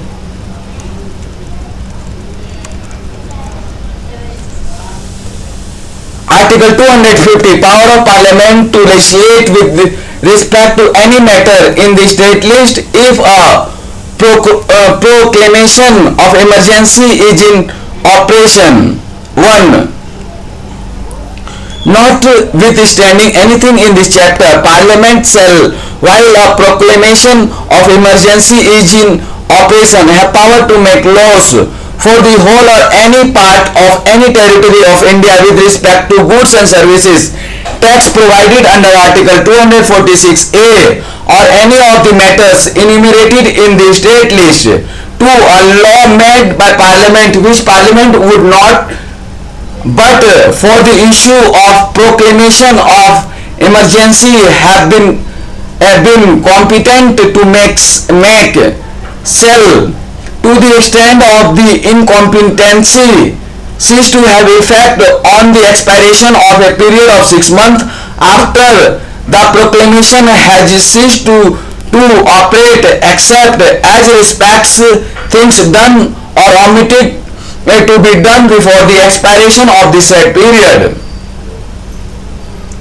Article 251. Inconsistency between laws made by the Parliament under Article 249 and 250 and laws made by the legislature of states. Nothing in this Article 249 to 250 shall restrict the power of the legislature of a state to make any law which under this constitution it has power to make, but in any provision of a law made by the legislature of a state in repugnant to any provision of a law made by Parliament which Parliament has under either on the said articles power to make the law made by Parliament, whatever passed before or after the law made by the legislature of the state shall prevail, and the law made by the legislature of a state shall to the extent of the repugnancy but so long only as the law made by the Parliament continues to have effect be inappropriative.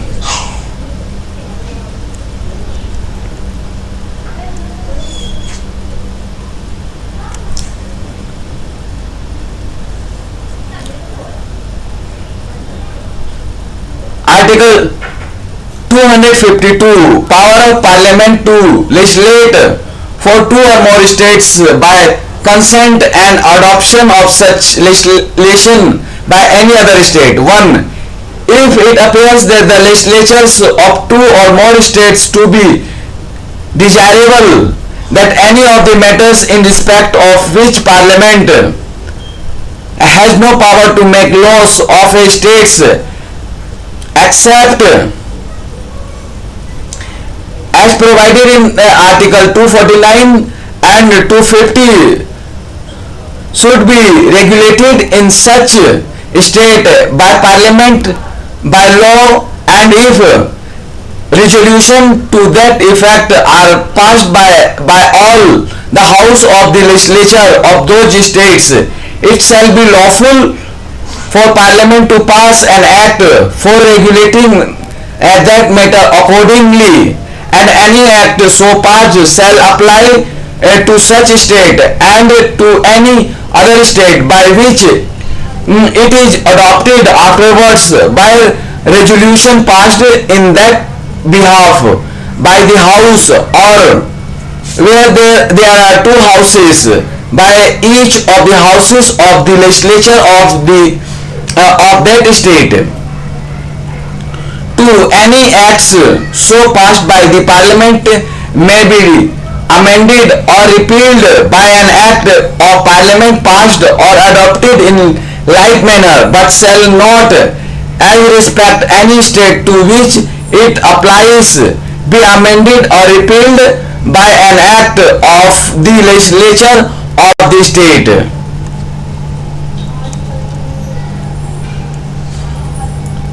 Article 253, legislation for giving effect to international agreements. Notwithstanding anything in the foregoing provisions of this chapter, Parliament has power to make any law for the whole or any part of the territory of India, for implementing any treaty, agreement or convention with any other country or countries, or any decision made at any international conference, association or other body.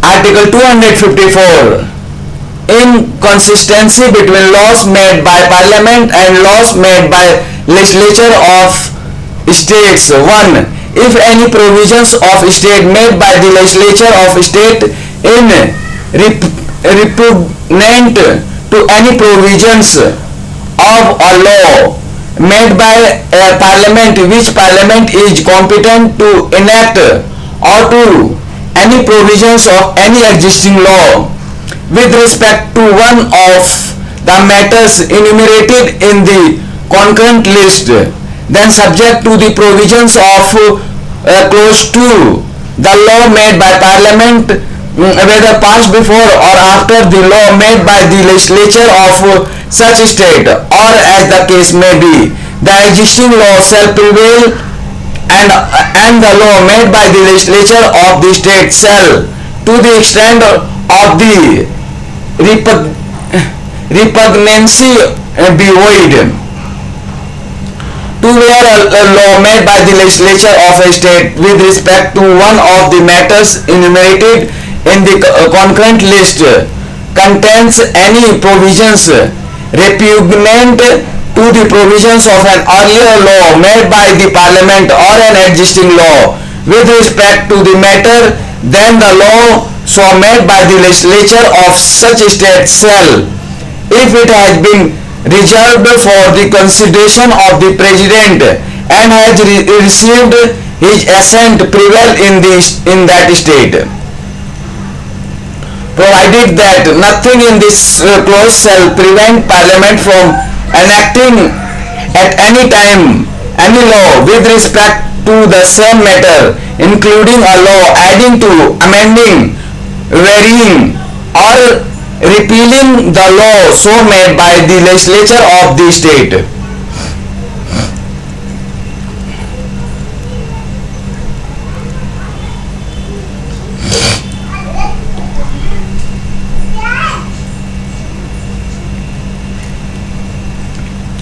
Article 255, requirements as to recommendations and previous sanctions to be regarded as matter of procedure only.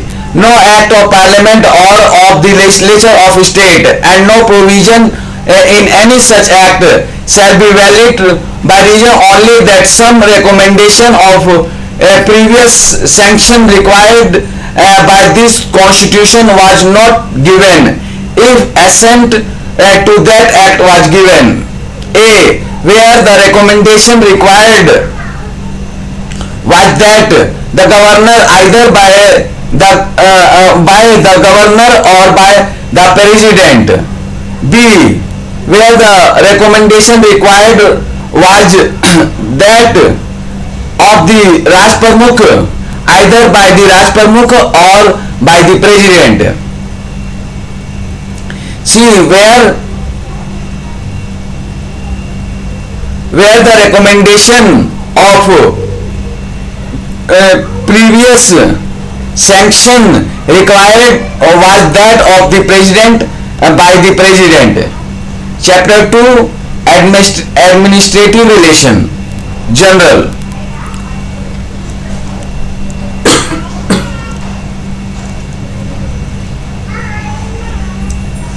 Article 256, obligation of state and the unions. The executive power of every state shall be so exercised as to ensure compliance with all laws made by parliament and any existing laws which apply in the state. An executive power of the union shall extend to the giving of such directions to a state as may appear to the government of India to be necessary for that purpose.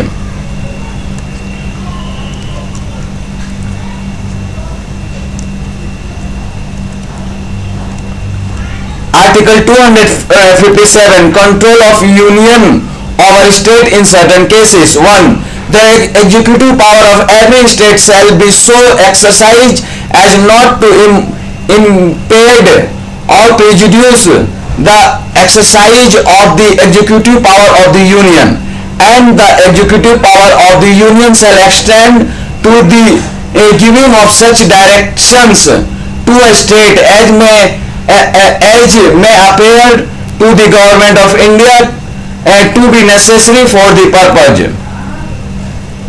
2. The executive power of the union shall also extend to the giving of directions to the state as to the construction and maintenance of means of communication declared in the direction to be national or military importance,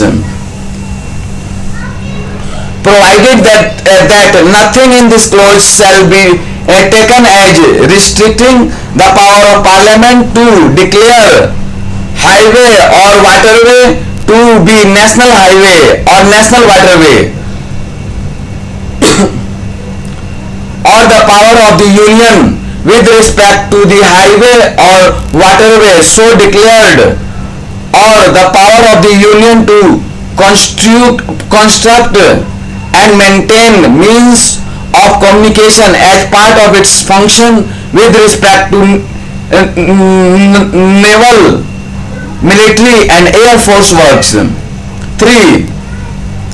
The executive power of the union shall also extend to the giving of directions to the state as to the measures to be taken for the protection of the railway within the state.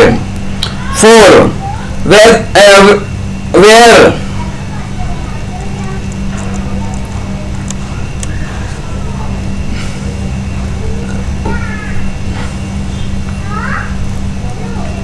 4. Wherein carrying out any direction given to a state under clause 2 as to the construction or maintenance of any means of communication, or under clause 3 as to measures to be taken for the protection of any railway cost have been incurred in excess of those which would have been incurred in the discharge of the normal duties of state.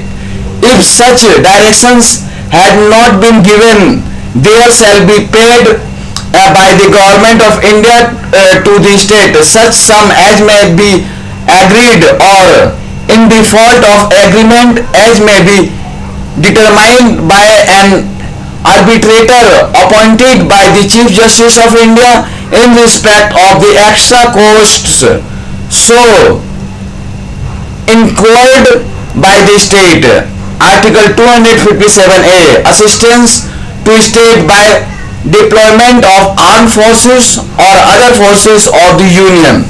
REP, by the Constitution 44th Amendment Act 1978 as 33, WEF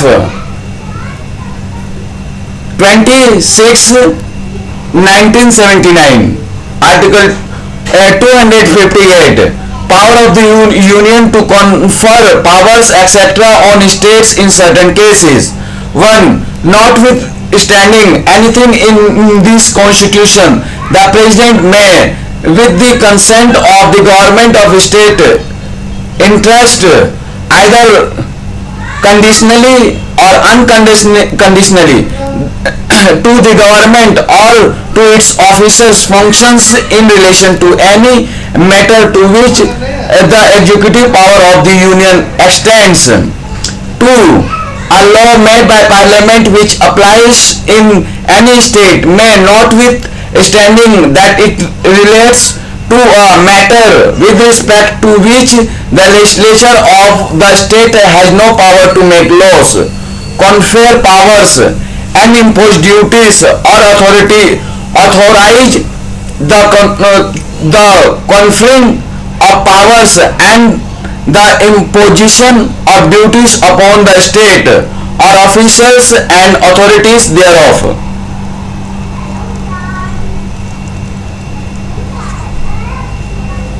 3. Where by virtue of this article power and duties have been conferred or imposed upon a state or officers or authorities thereof, there shall be paid by the government of India to the state such sum as may be agreed, or in default of agreement as may be determined by the arbitrator appointed by the Chief Justice of India in respect of any extra cost of administration incurred by the state in connection with the exercise of those powers and duties.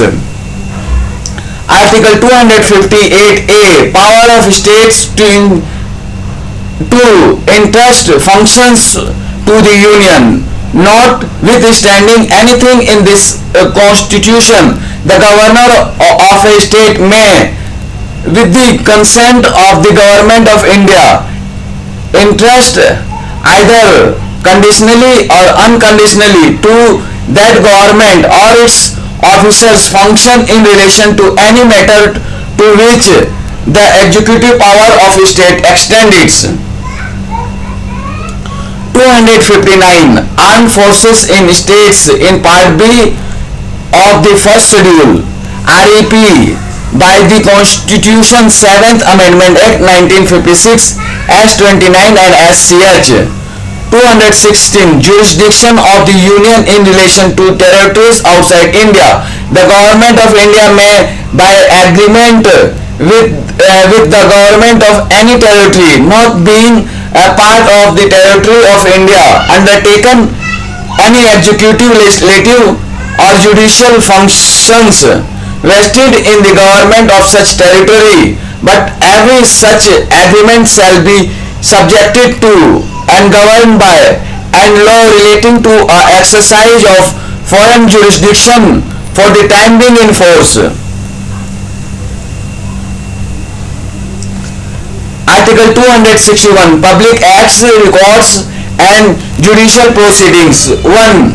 Full faith and credit shall be given throughout the territory of India to public acts, records and judicial proceedings of the Union and of every state. 2. The manner in which and the condition under which the acts, records and proceedings referred to in clause 1 shall be proved and the effect thereof determined shall be as provided by law made by the Parliament. 3. Final judgments or orders delivered or passed by civil courts in any parts of the territory of India shall be capable of execution anywhere within that territory according to law. Disputes relating to waters. Article 262. Adjudication of disputes relating to water of interstate rivers or rivers valley. 1. Parliament may by law provide for the adjudication of any dispute or complaint with respect to use, distribution or control of the waters of or in any interstate river or river valley. 2. Notwithstanding anything in this constitution, Parliament may by law provide that either the Supreme Court nor any other court shall exercise jurisdiction in respect of any such dispute or complaint as is referred to in clause 1. Coordination between states. Article 263. Provisions with respect to an interstate council. If at any time it appears to the President that the public interests would be served by the establishment of the council charged with the duty of a. Inquiring into and advising upon disputes which may have arisen between states. B. Investigating and discussing subject in which some or all of the states or the Union and one or more states have common interest. Or C. Making recommendation upon any such subject and in particular recommendation for the better coordination of policy and action with respect to the subject. With respect to that subject, it shall be lawful for the President by order to establish such council and to define the nature of the duties to be performed by it and its organization and procedure.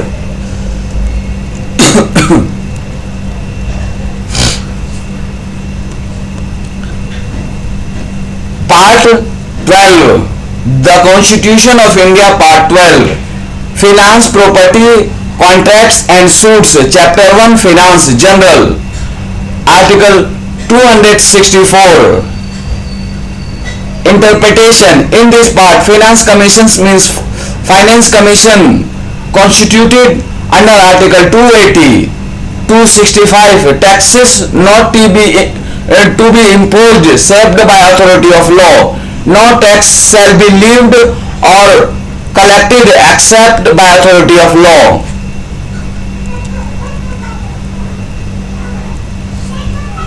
Article 266. Consolidated funds and public accounts of India and of the states. 1. Subject to the provisions of Article 267 and the provisions of this chapter with respect to the assignment of the whole or part of the net proceeds of certain taxes and duties of states, all revenues received by the Government of India, all loans raised by the government by the issue of treasury bills, loans or ways and means, advances and all monies received by the government in repayment of loans shall from the consolidated fund to be entitled the Consolidated Fund of India, and all revenues received by the government of a state, all loans raised by the government, the issue of territory bills, loans or ways and means advances, and all monies received by the government in repayment of loans shall form one consolidated fund to be entitled the Consolidated Fund of the state. To all other public monies received by or on behalf of the government of India or the government of a state shall be credited credited credited credited to public account of India or public account of state as the case may be. 3. No monies out of Consolidated Fund of India or Consolidated Fund of State shall be appropriated except in accordance with law and for the purpose and in the manner provided in this Constitution. Article 267 Contingency Fund.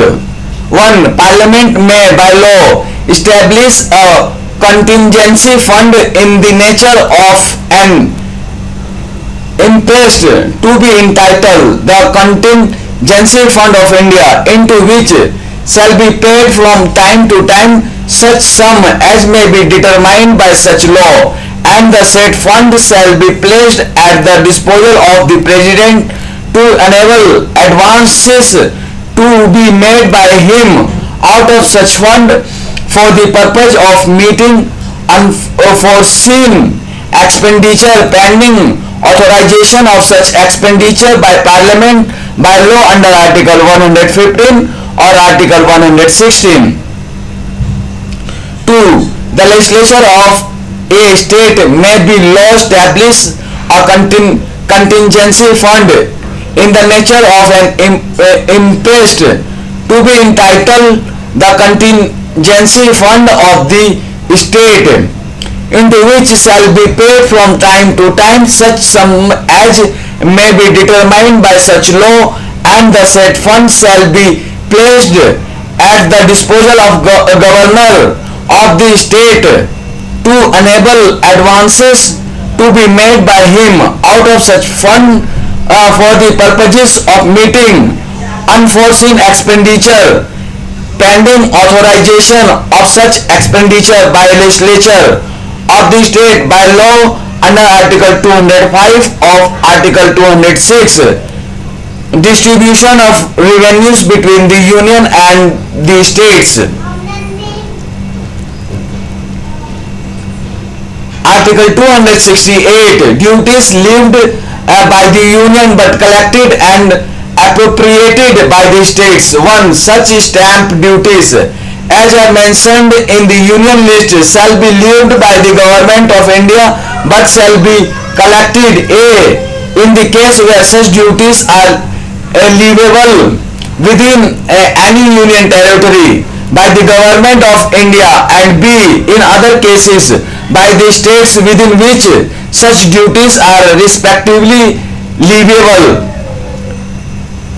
2. The proceeds in any financial year of any such duties leviable within any state shall not form part of the Consolidated Fund of India but shall be assigned to that state.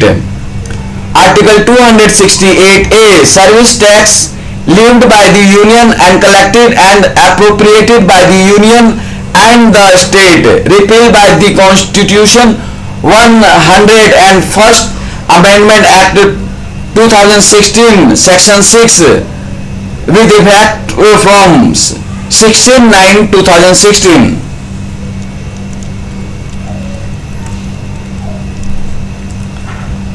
Article 269. Taxes levied and collected by the Union but assigned to the states. 1. Taxes on the sale or the purchase of goods and taxes on the consignment of goods except as provided in Article 269A. shall be levied and collected by the government of India, but shall be assigned and shall be deemed to have been assigned to the states or after the first day of April 1996 in the manner provided in clauses 2. Explanation for the purpose of this clause. A.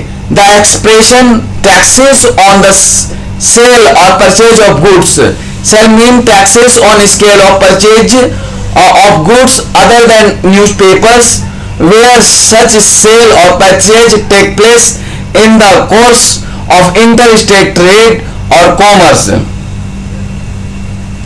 B. The expression taxes on the consignment of goods shall mean taxes on the consignment of goods whether the consignment is to be to the person making it or on the any other person where such consignment take place in the course of interstate trade or commerce.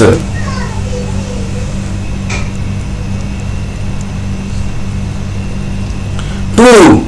The net proceeds in any financial year of any such tax except in so far as those proceeds represent proceeds attributes the union territories shall not form part of the consolidated fund of India but shall be assigned to states within which that tax is leviable in that year and shall be distributed among those states in accordance with such principles of distribution as may be formulated by Parliament by law.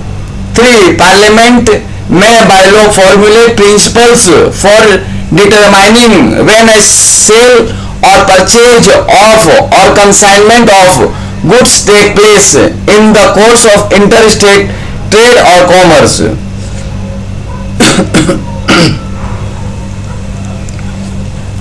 Article 269A. Levy and collection of goods and services tax in course of interstate trade or commerce. 1. Goods and services tax on supplies in the course of interstate trade or commerce shall be levied and collected by the government of India and such tax shall be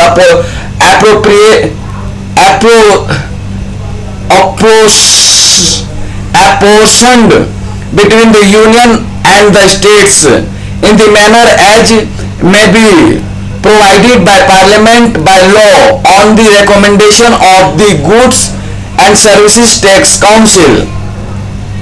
Explanation for the purpose of this clause. Supply of goods or services or both in the course of import into territory of India shall be deemed to be supply of goods or of services or both in the course of interstate trade or commerce. 2.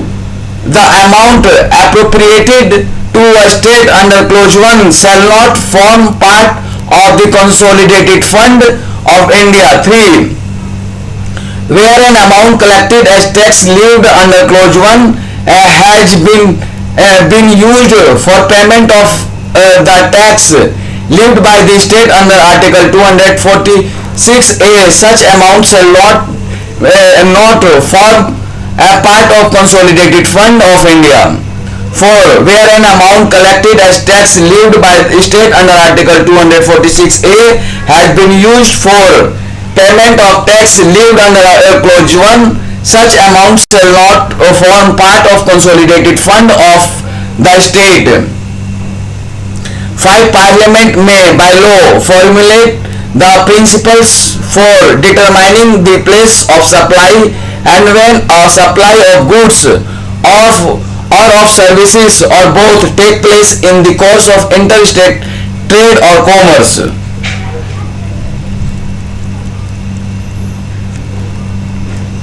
Article 270. Taxes levied and distributed between the Union and the states. 1. All taxes and duties referred to in the Union list except the duties and taxes referred to in Article 268, 269 and 269A respectively. Surcharge on taxes and duties referred to in Article 271 and any case leaved or specific purpose under any law made by Parliament shall be levied and collected by the Government of India and shall be distributed between the Union and the States in the manner provided in Clause 2. 1A. The tax collected by the Union under Clause 1 of the Article 246A shall also be distributed between the Union and the States in the manner provided in Clauses 2. 1B. The tax levied and collected by the Union under Clause 2 of the Article 246A and Article 269A, which has been used for payment of tax levied by the Union under Clauses 1 and Article 246A, and the amount apportioned to the Union under Clause 1 of the Article 269A shall also be distributed between the Union and the States in the manner provided in Clauses 2. 2. Such percentage as may be prescribed of the net proceeds of any such tax or duties in any financial year shall not form part of the Consolidated Fund of India, but shall be assigned to the states within which the tax or duty is leviable in that years, and shall be distributed among those states in such manner and from just such time as may be prescribed in manner provided in Clauses 3. 3. In this article, prescribed means 1. Until a finance commission has been constituted, prescribed by the President by order, and 2. After a finance commission has been constituted, prescribed by the President by order after considering the recommendation of the finance commission.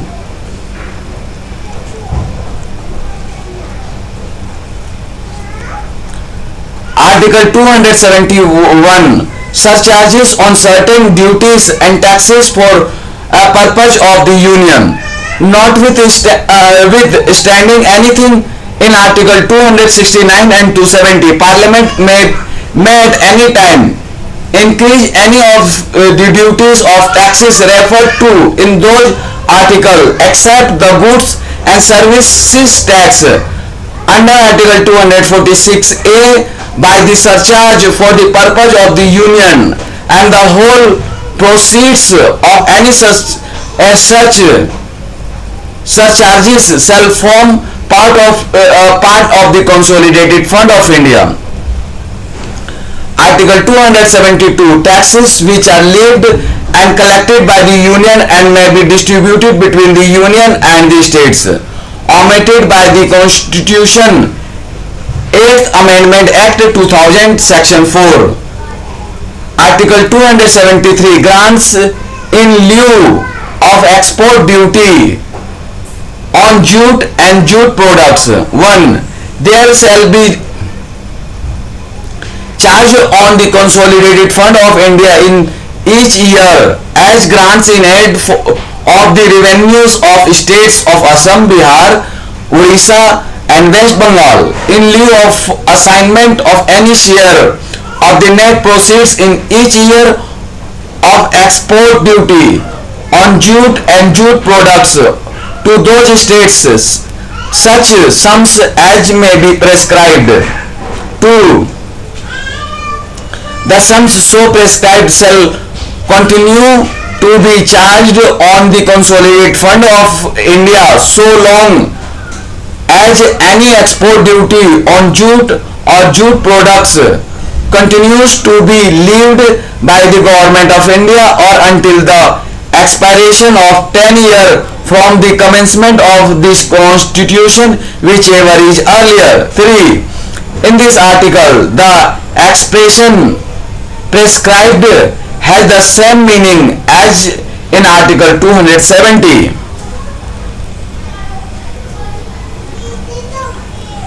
Article 274, prior recommendation of President required to bills affecting taxation in which states are interested. 1.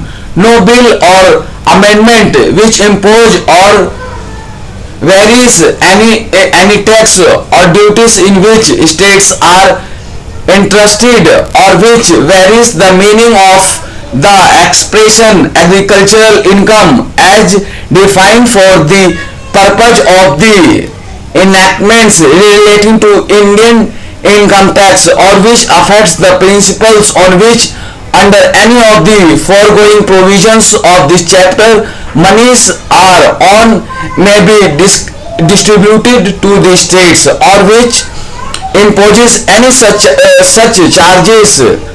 surcharge for the purpose of the union as is mentioned in the foregoing provisions of this chapter shall be introduced or moved in either house of parliament except on the recommendation of the president. 2. In this article, the expression tax or duty in which states are interested means a tax or duty the whole or part of the net proceeds whereof are assigned to any states, or b. the tax or duty by reference to the net proceeds whereof sums are for the time being payable out of the consolidated fund of India to any state. Article 275, grants from the union to certain states. 1. Such sums as Parliament may by law provide shall be charged on the consolidated fund of India in each year as grants in aid of the revenues of such states as Parliament may determine to be in need of assistance, and different sums may be fixed for different states.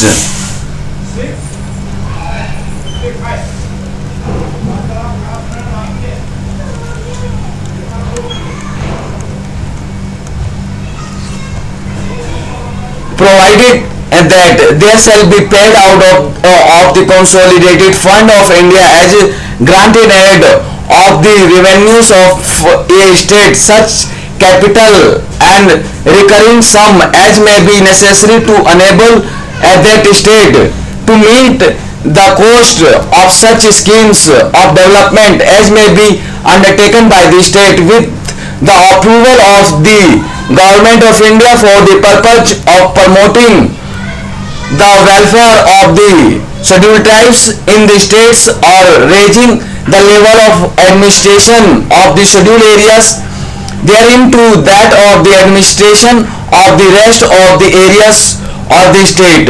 Provided further and that there shall be paid out of the consolidated fund of India as grants in aid of the revenues of the state of Assam sums capitals recurring equivalent to a. the average excess of expenditure over the revenues during the 2 years immediately preceding the commencement of this constitution is in respect of the administration of the tribal areas specified in part 1 of the table appended to paragraph 20 of the 6th schedule, and b.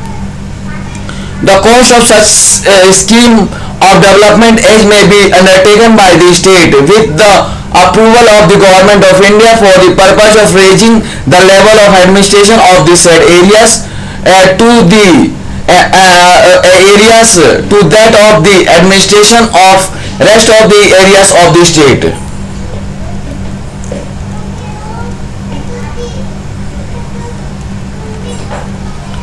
1a.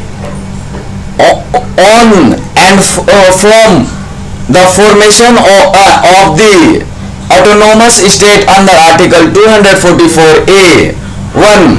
Any sums payable under clauses A of the second proviso to clause 1 shall, if the autonomous state comprise all the tribal areas referred to therein, be paid to the autonomous state, and if the autonomous state comprise only some of those tribal areas, be appointed between the state of Assam and the autonomous state as the president may by order specify.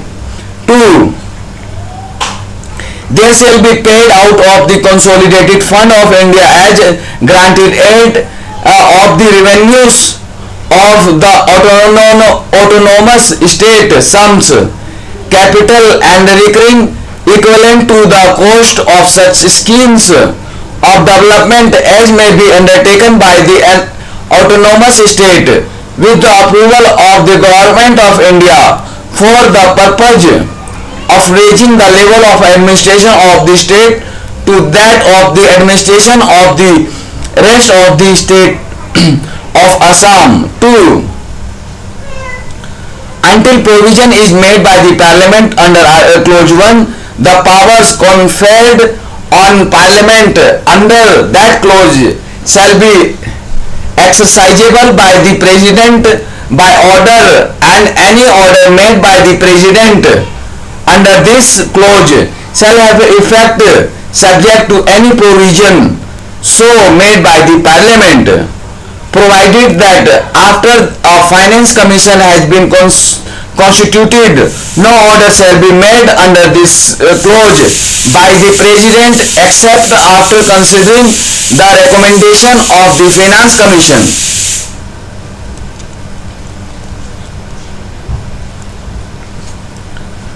Article 276. Taxes on profession, trade, callings and employments. 1.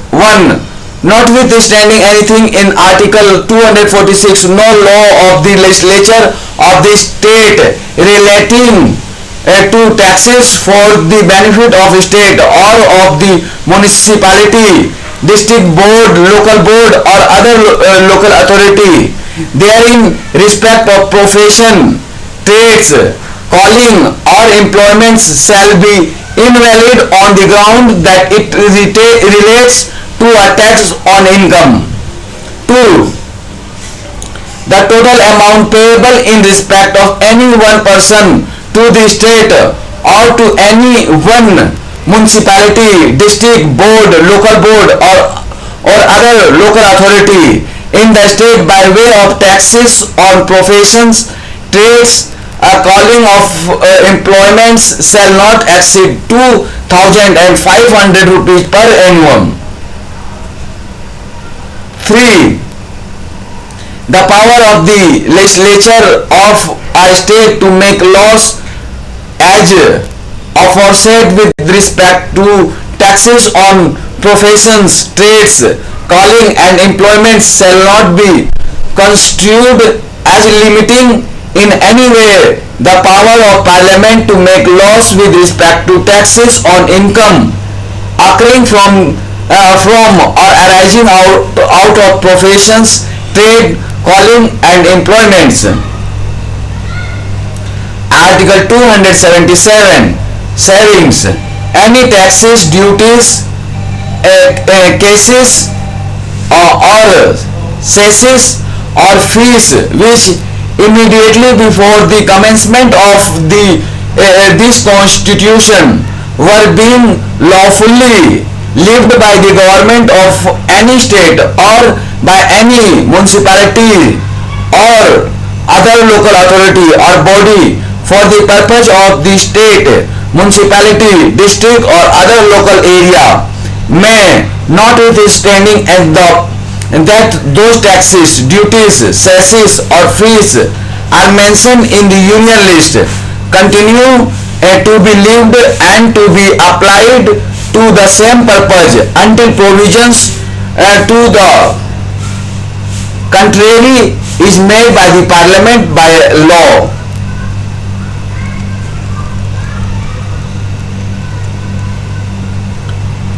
Article 278, agreement with the state in Part B of the first schedule with regard to certain financial matters.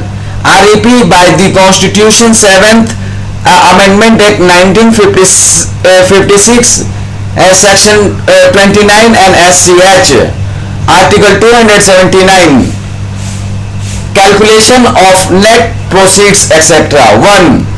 In the preceding provisions of this chapter, net proceeds means in relation to any tax or duties, the proceeds thereof reduced by the cost of collection and of the purpose of those provisions, the net proceed of any tax or duty or of any part of any tax or duty in or attributes to any area shall be ascertained and certified by the Comptroller and Auditor General of India, whose certificate shall be final.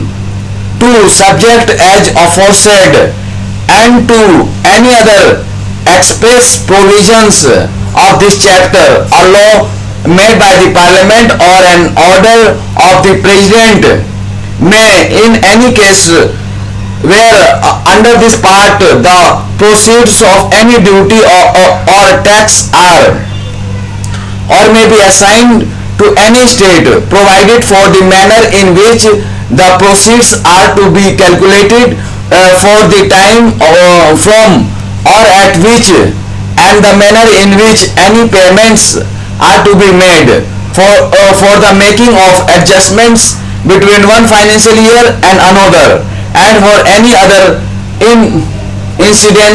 incidental or ancillary matters.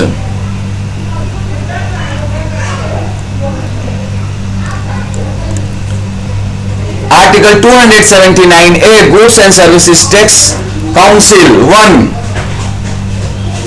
The President shall, within 60 days from the date of commencement of the Constitution, 101st Amendment Act 216, by order, constitute a council to be called the Goods and Service Tax Council.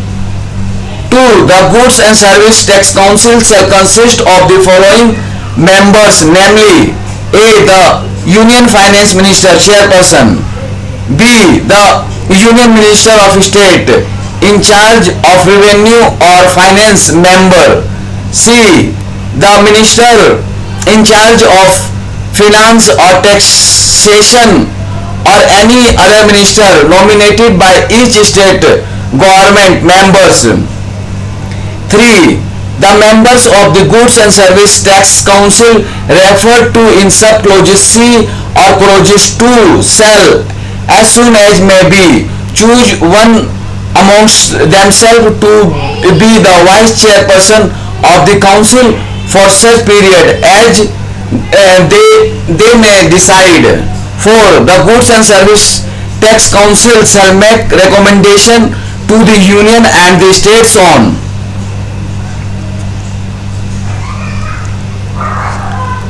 A. The tax, cesses and surcharges levied by the Union, the state and the local bodies, which may be subsumed in the Goods and Services Tax. B. The Goods and Services Tax services that may be subjected to or exempted from the Goods and Services Tax. C. Model Goods and Services Tax laws, principles of levy, apportionment of goods and services tax levied on the supplied in the course of interstate trade or commerce under Article 269A, and principles that govern the place of supply.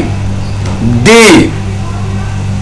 The threshold limit of turnover below which goods and services may be exempted from goods and services tax. E. The rates including floor rates with bands of goods and services tax.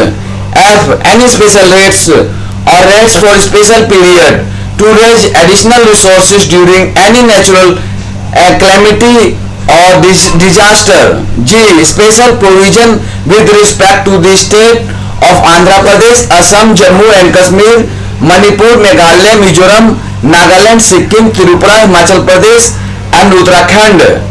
And H. Any other matter relating to the goods and services tax as the council may decide.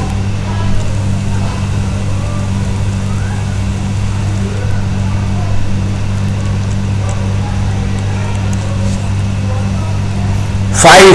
The Goods and Services Tax Council shall recommend the date on which the goods and services tax be levied on petroleum, crude, high-speed diesel, motor spirit, commonly known as petrol, natural gas and aviation tribune fuel. 6.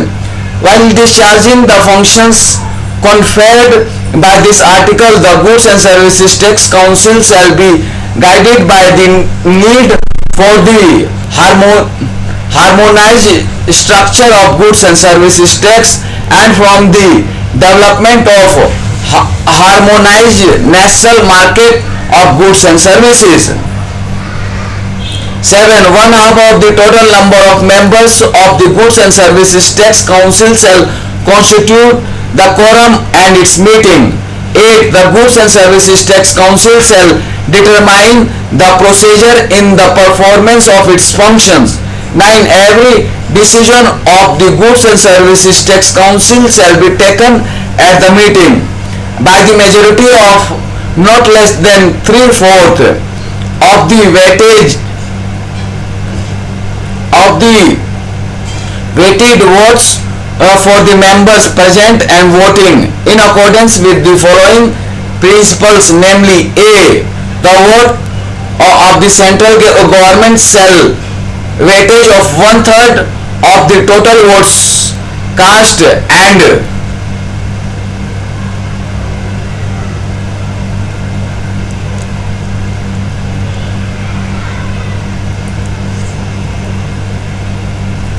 B. The votes of all the state government taken together shall have the weightage of 2/3 of the total votes cast in the meeting. 10. No acts of proceeding of Goods and Services Tax Council shall be invalid merely by reason of A. Any vacancy or any defect in constitution of the council, or B. Any defect in appointment of a person as member of the council, or C. Any procedural irregularities of the council not affecting the merits of the case. 11. The Goods and Services Tax Council shall establish a mechanism to adjudicate any dispute A. Between the Government of India and one or more states, or B. Between the Government of India and any state or states on one side and one or more other states on the other side, or C. Between two or more states arising out of the recommendation of the council or implementation thereof.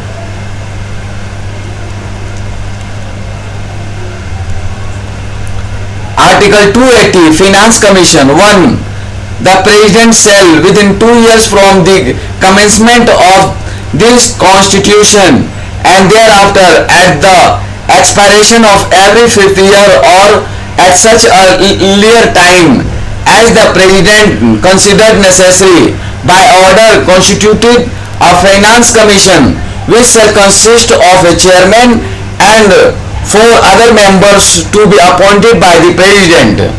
2. Parliament may by determine the qualifications which shall be requisite for appointment as members of the Commission and the manner in which they shall be selected. 3. It shall be the duty of Commission to make recommendation to the President as to A. The distribution between the Union and the state net proceeds of taxes which are to be or may be divided between them under the chapter and allocation between the states of the respective shares of such proceeds. B. The principal which should give given the grants in aid of the revenues of the states out of the consolidated funds of India.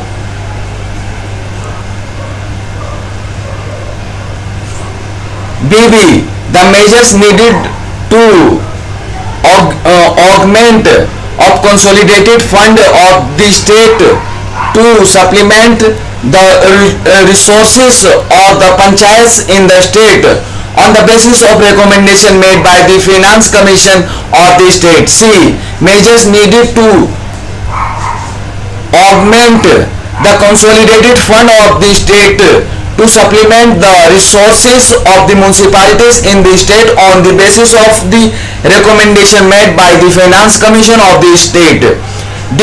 Any other matter referred to the Commission by the President in the interest of sound finance. 4. The Commission shall determine their procedure and shall have such powers in the performance of their functions as Parliament may by law confer on them.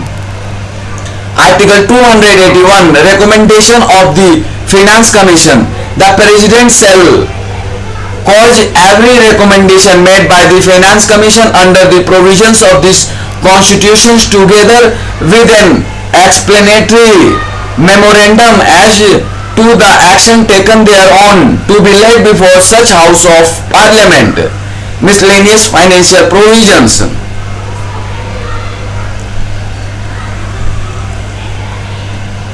Article 282. Expenditure defrayable by the union or a state out of its revenue. The union or a state may make any grants for any public purpose, notwithstanding that the purpose is not one with respect to which Parliament or legislature of the state, as the case may be, make laws. Article 283. Custody etc. in consolidated funds, contingency funds, and monies credited to the public account. 1. The custody of consolidated fund of India and the contingencies fund of India, the payment of monies into such funds, the withdrawal of monies there from the custody of public monies other than those credited to such funds received by or on behalf of the Government of India, their payment into the public account of India and the withdrawal of monies from such account and all other matters concerned with the ancillary to matters aforesaid shall be regulated by law made by the Parliament, and until provisions in that behalf is so made shall be regulated by rules made by the President. 2. The custody of consolidated fund of a state and the contingency fund of a state, the payment of monies into such funds, the withdrawal of monies therefrom, the custody of public monies other than those credited to such funds received by or on behalf of the Government of the state, their payment into public account of the state and withdrawal of monies from such account and all other matters connected with or ancillary to matters aforesaid shall be regulated by law made by the legislature of a state, and until provisions in that behalf is so made shall be regulated by rules made by the governor of a state.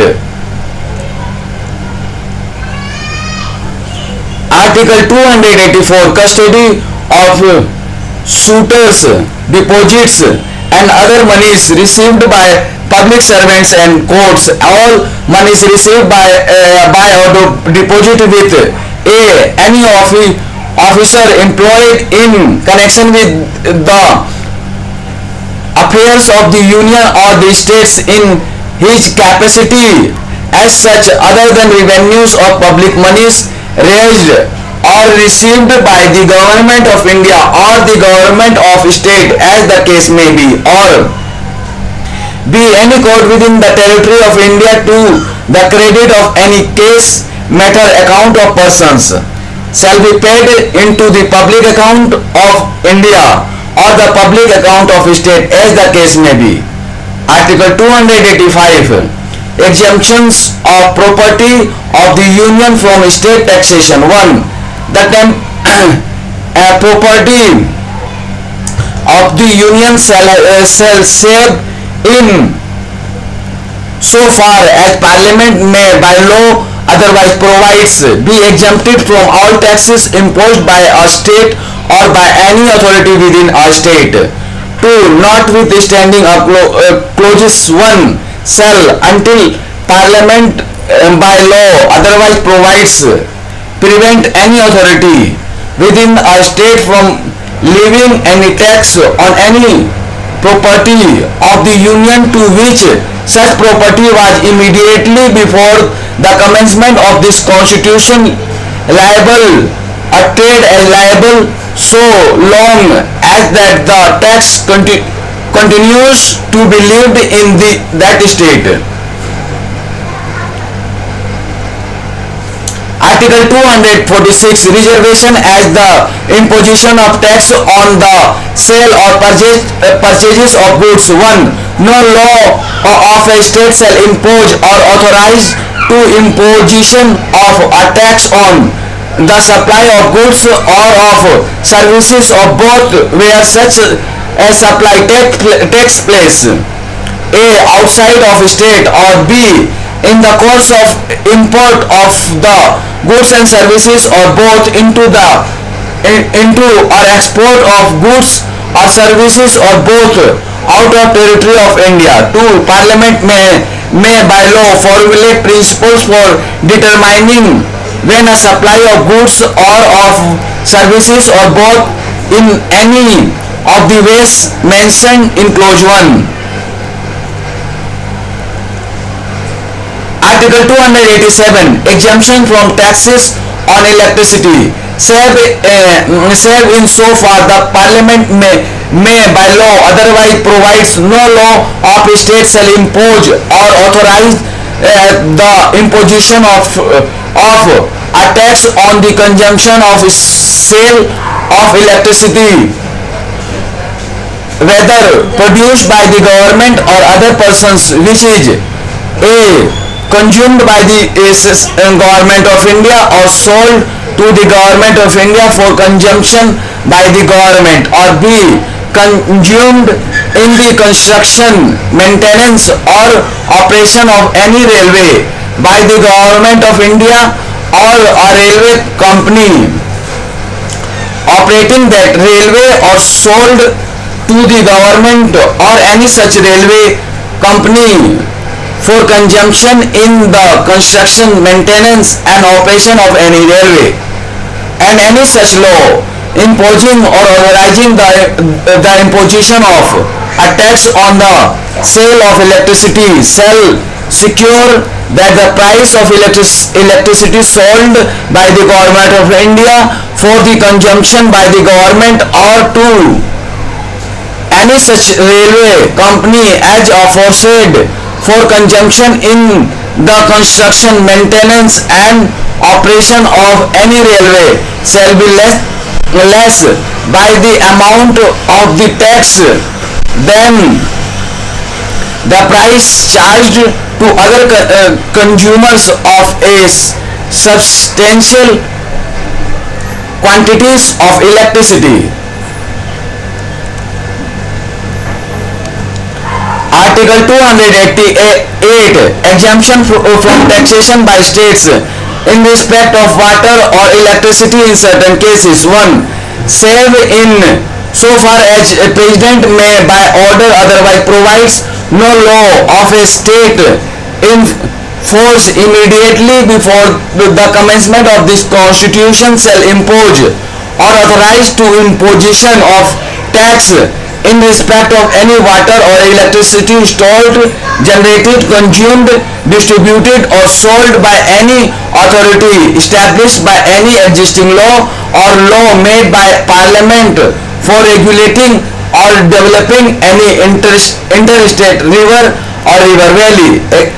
Explanation: the expression law of the state in force in the clause shall include a law of a state passed or made before the commencement of this constitution and not previously repealed, notwithstanding that it or parts of it may not be then in operation either at all or in particular areas.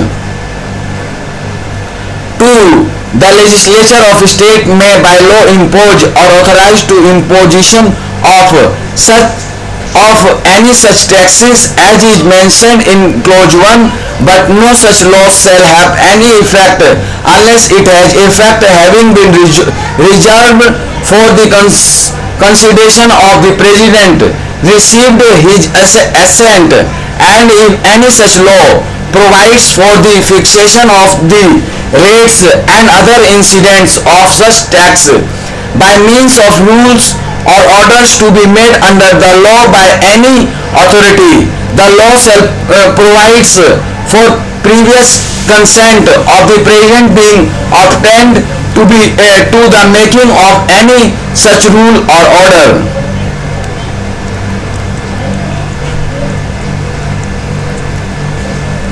Article 289, exemption of property and income of a state from union taxation. 1.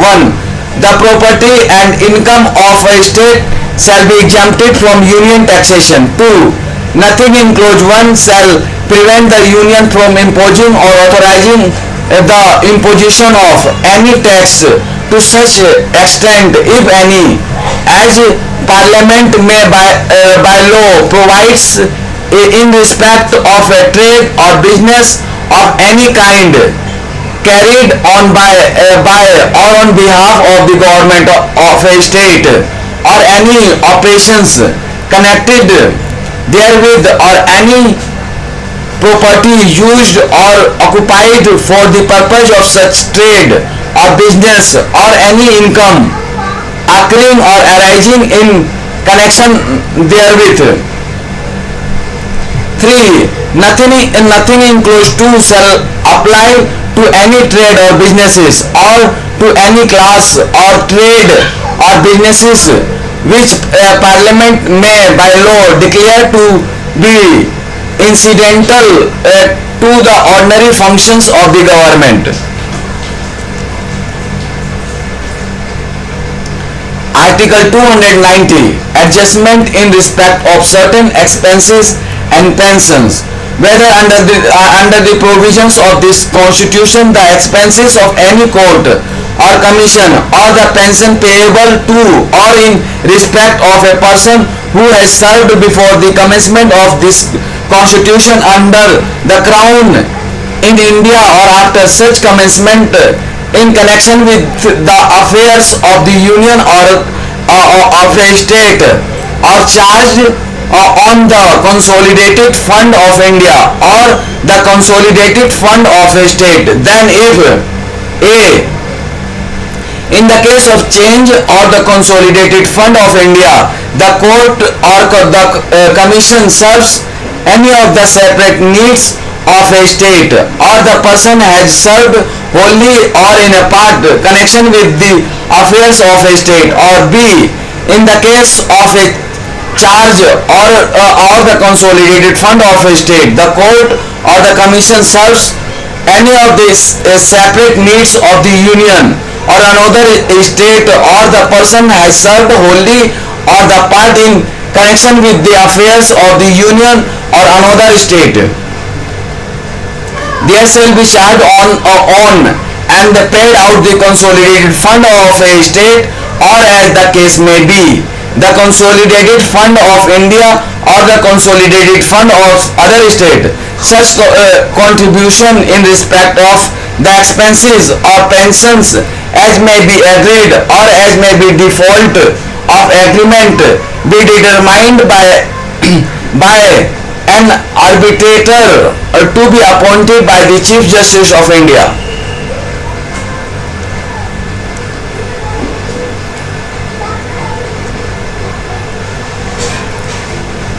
Article 290A, annual payment of certain Devaswam funds, a sum of 46 lakhs and 50,000 rupees shall be charged on and paid out of the consolidated fund of the state of Kerala every year to the Travancore Devaswam fund, and sum of 30 lakh and 50,000 rupees shall be charged on and paid out of the consolidated fund of the state of Tamil Nadu every year to the Devaswam fund established in the state for maintenance of Hindu temples and shrines in the territory transferred to the state on the first day of November 1956 from the state of Travancore, Cochin. Article 291. Private purse sum of rupees REP by the Constitution 26th Amendment Act 1971 Section 2 Chapter 2 Borrowing.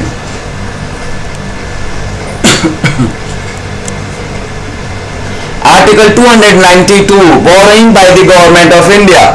The executive power of the Union extends to the borrowing upon the security of the consolidated fund of India, which such limits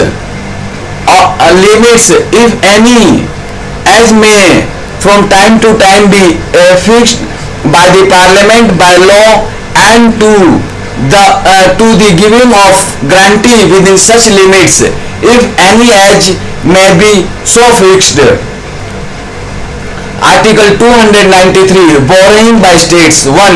Subject to the provisions of this article, the executive power of a state extends to borrowing within the territory of India upon the security of the consolidated fund of the state, which such limits if any age may from time to time be fixed by the legislature of such state by law, and to the giving of guarantees within such limits if any as may be so fixed. 2.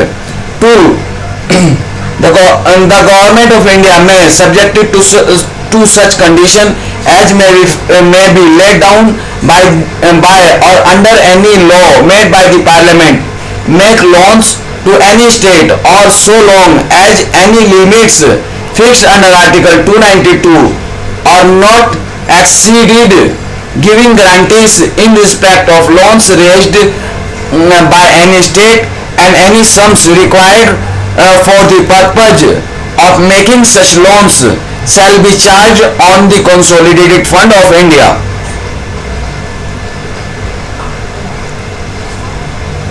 3. A state may not without the consent of the government of India raise any loan if there is still outstanding any part of loan which has been made to the state by the government of India or by its predecessor government, or in respect of which guarantee has been given by the government of India or by its predecessors government. 4. A consent under clause 3 may be granted subjected to such condition if any as the government of India may think fit to impose. Chapter 3 Property, Contracts, Rights, Liabilities, Obligations and Suits.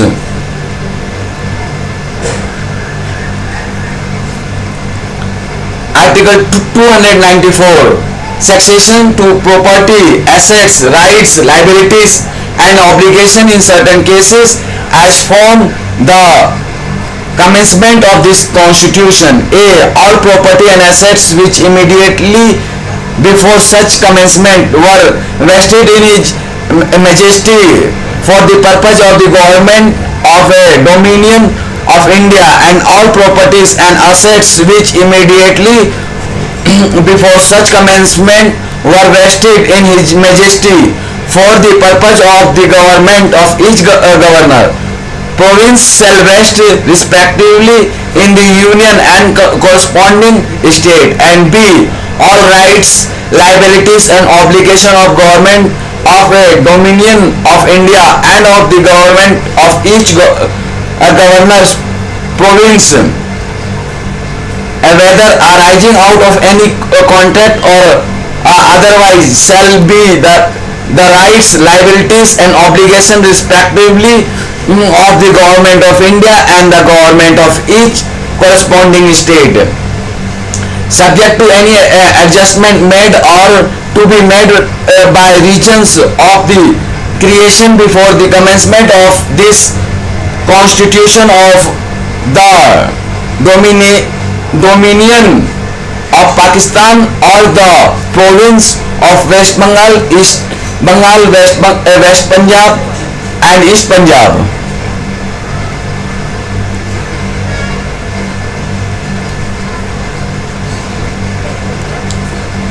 Article 295. Succession of property, assets, rights, liabilities and obligation in other cases. A. As from the commencement of this constitution. A.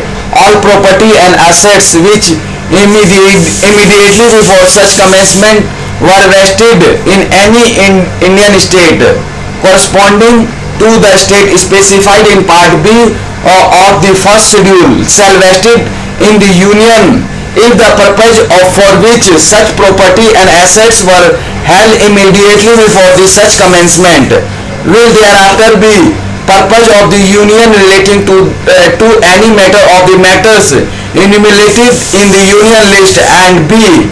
All rights, liabilities and obligation of the government of any Indian state corresponding to an state specified in Part B of the first schedule, whether arising out of any contract or otherwise, shall be the rights, liabilities and obligation of the government of India if the purpose of which such rights were acquired or liabilities or obligation were incurred before such commencement will thereafter be purposes of the government of India relating to any of the matter enumerated in the union list, subject to any agreement entered into that behalf by the government of India with the government of that state. Though two subjects as aforesaid, the government of each state specified in Part B for the first schedule shall, as the from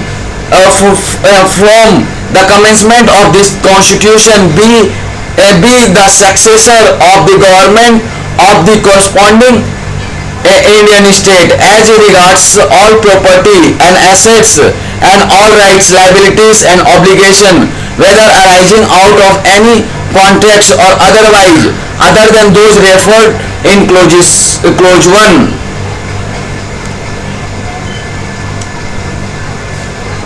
Article 296. Property occurring by the escheat or lapse or as bona vacantias, subject as hereinafter provided. Any property in the territory of India which of this constitution had not come into operation would have occurred to His Majesty, or as the case may be, to the ruler of an Indian state by escheat or lapse or bona vacantia or for want of a rightful owner, shall, if It is property situated in a state vested in such state and shall in any other state vest in the union, provided that any property which at the date when it would have so occurred to His Majesty or to the ruler of an Indian state was in possession or under the control of the government of India or the government of a state shall according as the purposes for which it was then used or held were purposes of the union or state vest in the union or the states. Explanation: in this article the expression rules and Indian state have the same meaning as in article 363. Article 297, things of value within territorial waters or continental shelf or resources of the exclusive economic zone to west in the union. 1. All lands, minerals and other things of value underlying the ocean within the territorial waters or the continental shelf or the exclusive economic zone, the India shall vest in the union to be held for the purpose of the union. 2. All other resources of the exclusive economic zone of India shall also vest in the union and be held for the purpose of the union. 3. The limits of the territorial waters, the continental shelf, the exclusive economic zone and other material zone, the India shall be such as may be specified from time to time by or under any law made by Parliament.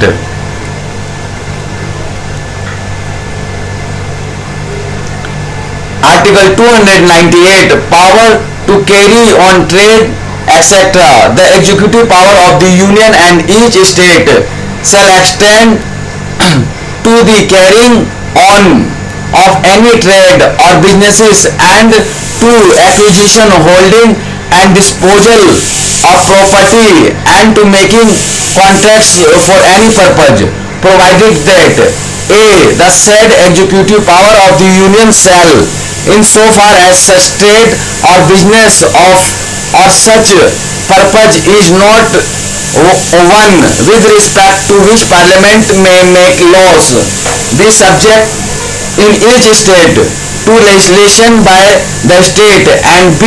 The said executive power of each state shall, in so far as such trade or business or such purpose is not one with respect to which the state legislature may make laws, be subject to the legislation by Parliament.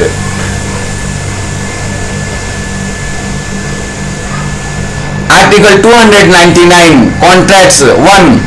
All contracts made in the exercise of the executive power of the union or of a state shall be expressed to be made by the president or by the governor of a state as the case may be, and all such contracts and all assurance of property made in the exercise of that power shall be executed on behalf of the president or the governor by such persons and in such manner as he may direct or authorize. 2. Neither the president nor the governor shall be proportionally liable in respect of any contract or assurance made or executed for the purpose of this constitution or for the purpose of any enactment relating to the government of India, therefore in force, nor shall any person making or executing any such contract or assurance on behalf of any of them by personally liable in respect thereof. Article 300, suits and proceedings. The government of India may sue to be sued by the name of the Union and of India, and government and government of a state may sue or be sued by the name of a state and may subject to any provisions which may be made by the parliament or the legislature of such state enacted by virtue of powers conferred by this constitution, sue or be sued in relation to their respective affairs in the like cases as the Dominion of India and the corresponding provisions or the corresponding Indian states might have sued or been sued in this constitution had not been enacted. 2. If at the commencement of this constitution any legal proceedings are pending to which the Dominion of India is a party, the Union of India shall be deemed to be substituted for Dominion in those proceedings, and b. Any legal proceedings or pendings to which province or an Indian state is a party, the corresponding state shall be deemed to be substituted for the province or the Indian state in those proceedings.